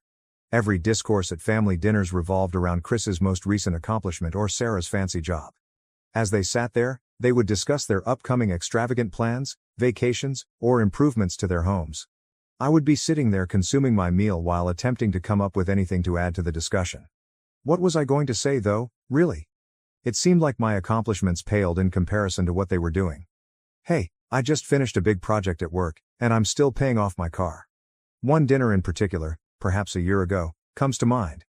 As was customary, the topic of conversation shifted to Sarah's most recent travel plans as we were all seated around the table. Oh, we're going to Europe for a few weeks, she revealed nonchalantly as she sipped her drink. It's just so nice that Mom and Dad are able to help out with the expenses. Chris added his voice as well, discussing some of the wedding expenses that were paid for. In a casual tone, he remarked, I honestly don't know what we would have done without that $200,000. Emily immediately burst out laughing, saying, thanks to our parents covering everything, expressing her relief that the tuition hikes had no effect on her. They seemed to be hammering their words into my head as I sat there attempting to concentrate on my plate. It wasn't just the money, I had to work for my advancement and take out loans to make ends meet, whereas they had their futures handed to them. They pretended not to have to worry about it, but every dollar seemed like a fight. The worst thing? I wasn't even included in the discourse, yet nobody appeared to notice. My face became hot, my hands clenched beneath the table, and I could feel my irritation mounting until I was unable to contain it any longer. I whispered something to me. Must be nice. There was silence in the room, everyone was watching me. It was Sarah who spoke first. With a confused and annoyed expression on her face, as if she couldn't even begin to comprehend why I was unhappy, she questioned, what's that supposed to mean, Michael? I inhaled deeply while attempting to remain composed, but everything spilled out quickly. It means that not all of us get everything handed to us on a silver platter. Some of us actually have to work for what we need. They clearly didn't understand. As if it were no great issue, Chris simply shrugged and relaxed back in his chair. He smiled smugly and added, Michael, you're always acting like you're the victim. Didn't Mom and Dad help you get those tools for work? That struck a chord. Even though they gave me $7,000, it seems insignificant in comparison to what they have done for Chris and Sarah. I said, yeah, they helped, firmly. But $7,000 compared to hundreds of thousands? It's not the same, and you know it. As usual, Mom tried to defuse the situation. Michael, we thought that's what you needed. We've always tried to give you what was fair. Fair? I asked, my voice bursting with resentment. You think this is fair? You've given them everything. You've practically paved their roads for them, and I've had to build mine brick by brick. From there, the discussion took a turn for the worst. Everyone made an effort to justify themselves and claim that I was exaggerating. Dad shook his head and remarked, you're exaggerating this? No, I replied, you gave me the minimum. That's the part that hurts the most. You didn't care about what I wanted, only what you thought was enough to keep me quiet. It was more than I could handle. Without saying another word, I got up and walked out of the room, my chair making a loud scraping sound against the floor. I didn't turn around, but their voices followed me as I left the room. I was tired of constantly getting the leftovers and being the one who was forgotten. That night, I was furious and stormed out of the house. I don't believe I've ever been that angry.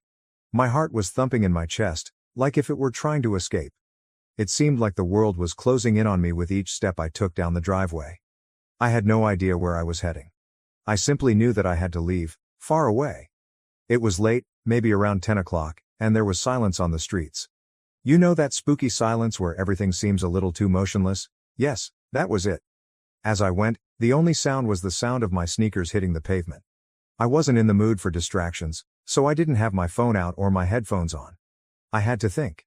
I kept thinking about the supper while I was walking, Chris's arrogant expression, Sarah's patronizing inquiries.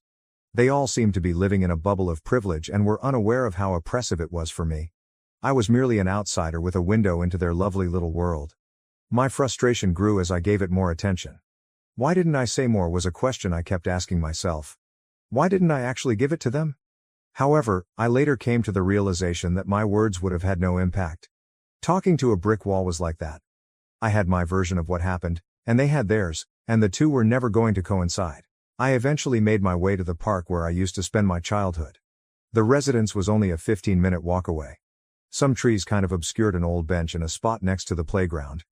It was one of those locations you travel to when you simply need to escape from everything, and I needed that. I took a seat and simply gazed up at the sky while leaning back against the chilly wood. On this particular clear night, all the stars were visible. It would normally be soothing to me, but that night it didn't help.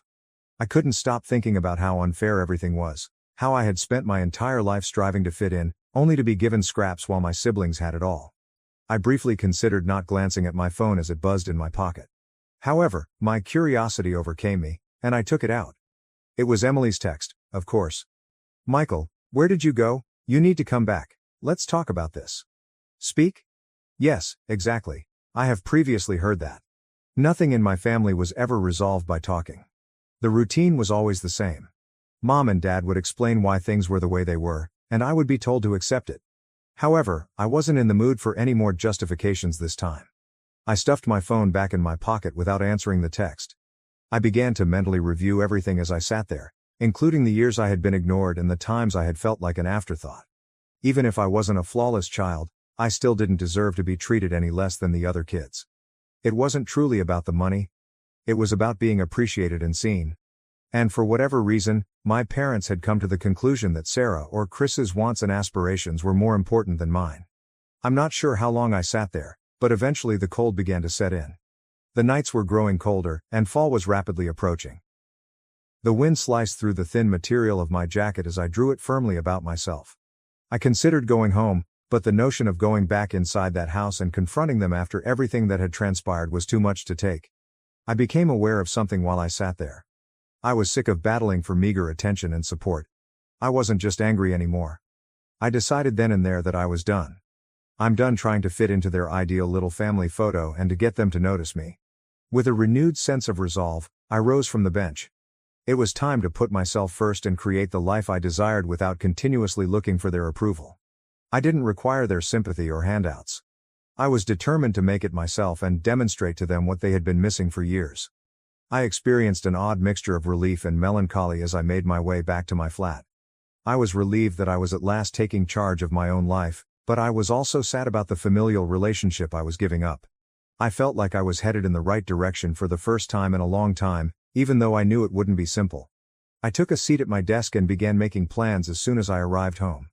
I was determined to put my all into my profession and create something for myself. Maybe they'll realize what they've been missing out on for years when I've succeeded and reached my goals on my own terms. But I had a job to do for the time being. It was time to begin crafting my own narrative, one in which I was more than a supporting character in the accomplishments of others. I was prepared for the moment that would be my chance to shine. First update. Since my last post, which was around 2 years ago, a lot has transpired. I made a choice that would change the trajectory of my life following that terrible family supper. I had had enough of being the afterthought and the forgotten son. It was time to go out on my own, free from my family's support or meddling. I approached my task with a level of resolve I had never experienced before. I began by working longer hours and taking on more tasks and responsibilities at work. After my employer took note, I received a promotion offer a few months later. Though not very significant, it was a positive start. This company idea had always been in the back of my thoughts. I now concluded that the moment had come to turn it into a reality. I planned, saved, and researched whenever I had free time. I reduced all of my expenses, including eating out, buying new clothes, and taking trips. I invested every extra dollar in my company fund. I finally got enough money to launch my firm after a year or so of saving and planning. It was a digital startup that specialized in creating small business software. The initial months were harsh. I was working nonstop, attempting to balance software development, customer meetings, and all of the administrative duties involved in managing a company. After being impressed by my work, a local business owner referred me to his network, which was my first big break. All of a sudden, I had more clients than I could manage alone. My first employee was hired, followed by my second. I had a tiny staff working for me before I realized it. My confidence increased along with the business. I felt like I was actually succeeding on my own terms for the first time in my life. I was no longer living in the shadow of others. I was making something significant, something wholly original. My family was aware of the change, of course.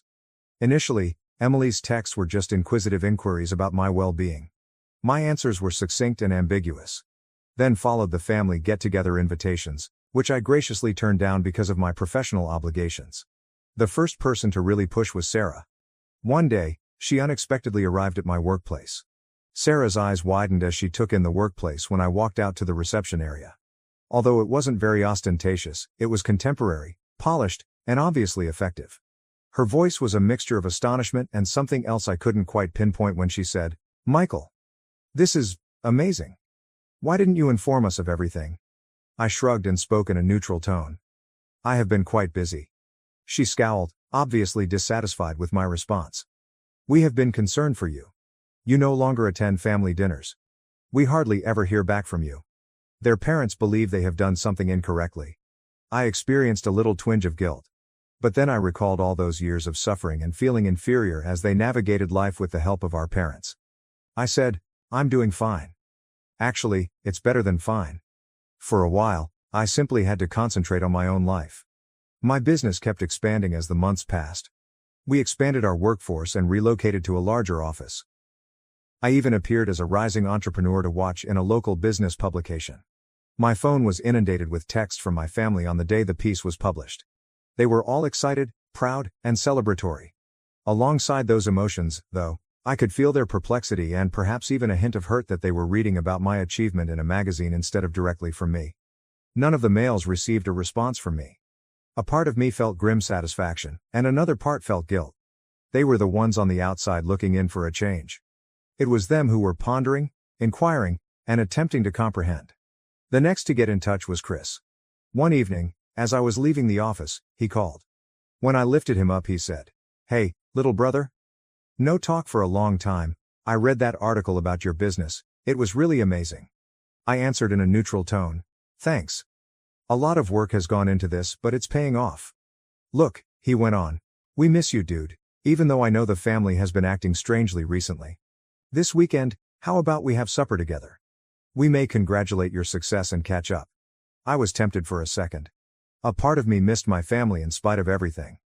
I thought back to all those dinners, though, where I felt invisible. All the occasions when Chris or Sarah's accomplishments were highlighted above mine. I said, "Thank you for the invitation, but I have a lot of work to do right now, perhaps at a later day." Even though my accomplishment was fulfilling, I realized as I was driving home that evening that it hadn't made things better with my family. It had, if anything, made it wider. I was pleased with my accomplishments and pleased that I had completed everything by myself. However, my success came with a loneliness I hadn't expected. I wasn't prepared to close that gap though. Not quite yet. I had been the family's afterthought for far too long. I wasn't sure whether there was still space for them in my own story, which I was now writing. I would deal with whatever came next on my own terms. Second update, about a year and a half has passed since my last post, and my life has changed drastically once more. The expansion of my tech company has surpassed my wildest expectations. We now serve mid-sized businesses throughout the state as part of our extended service offering. We were listed as one of the top 50 startups to watch in a major business magazine last month. My phone was inundated with congratulations the day the piece was published, but one in particular, a voicemail from my mother, stood out. "Michael, honey, it's Mom. We saw the article. Your father and I are so proud of you. We'd love to talk if you have a moment. Please call us back when you can." I was taken aback. My parents hadn't spoken to me directly in more than a year. I wasn't sure how to react after so much time, so I didn't call back right away. A week later, my assistant told me I had guests when I was working late. I was shocked to see my folks standing in the lobby. They appeared older and more worn out than I had recalled.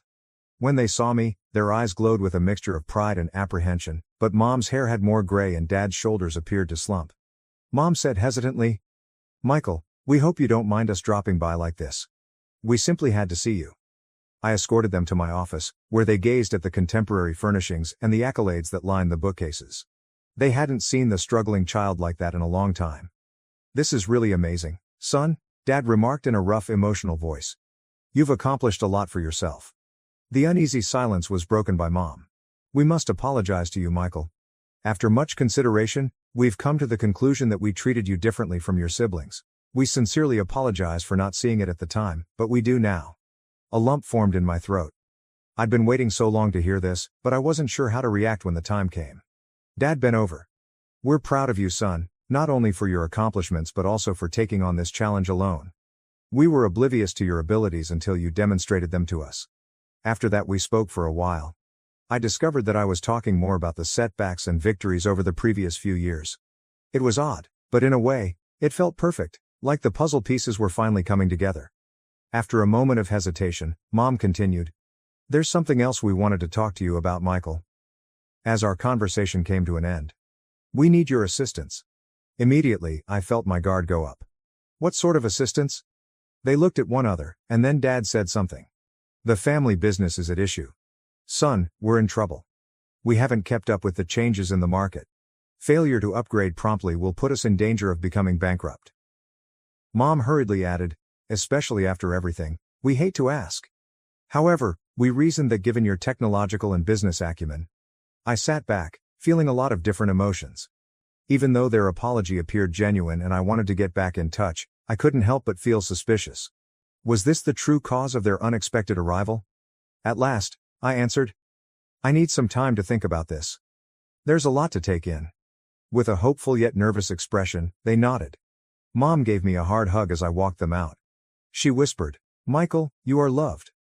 Regardless of what you decide." I spent a lot of time sitting in my office after they went, gazing out at the city lights.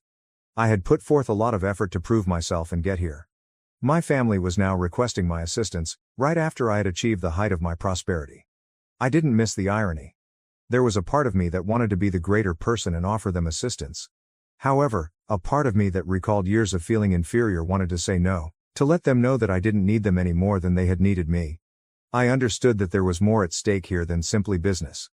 It had to do with family, forgiveness, and the kind of person I wanted to be. Whatever I chose would influence not just how I interacted with my family but also the type of man I was growing into.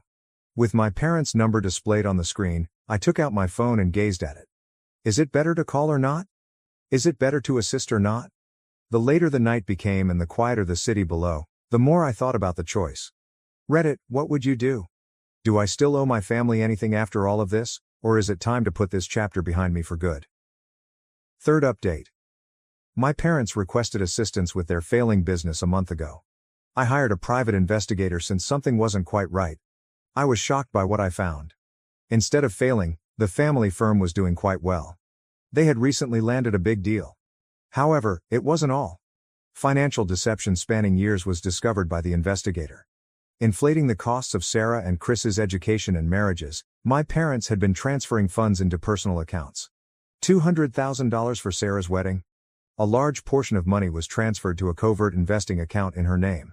Emily's tuition was actually paid into a high-yield savings account, and Chris had a trust fund. In addition to favoring my siblings, they had deliberately worked to secure their financial prosperity at my expense. I was enraged. The deliberate choice to keep me out had been made during all those years of feeling inferior and struggling while my siblings navigated life. I summoned my legal staff to a meeting. There were certain dubious tax strategies that could lead to issues if they were discovered, even if the majority of my parents' acts fell into legal limbo. I invited my folks to come to work with me. They came with a hopeful expression, perhaps expecting me to assist them. When they saw my reaction, their faces sank. I said icily, "Sit down. We must speak." I presented all that I had found. I saw their expressions change from shock to guilt to dread with every admission. "How did you accomplish this?" With a trembling voice, I asked. "You were purposefully keeping me down while uplifting everyone else, even though I felt inadequate all these years." "Why?" My mom broke down in tears. According to my father's explanation, they viewed me as the self-sufficient powerful one. He spoke in a hollow voice. I interrupted him, saying, "I don't want excuses. I want you to be aware of what is about to happen." I informed them that I had contacted the IRS anonymously about their dubious tax procedures. Additionally, I had provided Sarah, Chris, and Emily with proof of how they had profited from our parents' dishonesty. I remarked, "Your ideal family image is about to fall apart. And you can't buy your way out of it this time. Please, Michael," my father pleaded. "We can make this right. We'll put things right." I chuckled without humor. "That's the issue, Dad. You continue to believe that money can solve any problem. However, you cannot purchase my forgiveness. The years I spent feeling unworthy are irreplaceable." I got to my feet. "Go now. Never again do I want to hear from any of you. I no longer consider myself to have a family." My mother glanced back, crying as they walked away. "You are loved, Michael, we always have." I gave her a direct look. "I don't want to be involved if this is how you define love." I stayed in my office for a while after they left, feeling a mixture of relief, betrayal, and rage. I was relieved that I could finally stop questioning my value and that I knew the truth. Sarah, Chris, and Emily sent me texts in the days that followed. Some were irate, some beseeching. None of them received a response from me. With fresh energy, I pushed myself back into my work. My business kept expanding, and I discovered fulfillment in coaching aspiring business owners from comparable backgrounds. 6 months have passed since that altercation. The pain of what I've lost, or rather, what I never truly had, still aches on some days. Mostly, though, I feel liberated. Free from the burden of attempting to convince others of my value when they never intended to. I am aware that some people may believe that I was too severe and that the family deserves forgiveness. However, I've discovered that leaving poisonous relationships, even ones that include your own blood, can occasionally be the healthiest course of action. To everyone who has ever felt like the odd one out, know that your value is not based on how your family views you. You possess the ability to craft your own narrative, generate your own achievements, and locate those who will appreciate you for who you are. For my part, I'm concentrating on creating my chosen family, which consists of friends and coworkers that encourage me, share in my accomplishments without feeling envious, and support me during difficult times without keeping score. Regardless of our backgrounds or experiences, let's celebrate fresh starts, chosen families, and creating our own narratives. We have the power to influence the future, and I'm eager to see where that takes us. Thank you for watching. If you haven't subscribed yet, please do so and hit the notification bell to stay updated with more shocking real-life stories happening around you.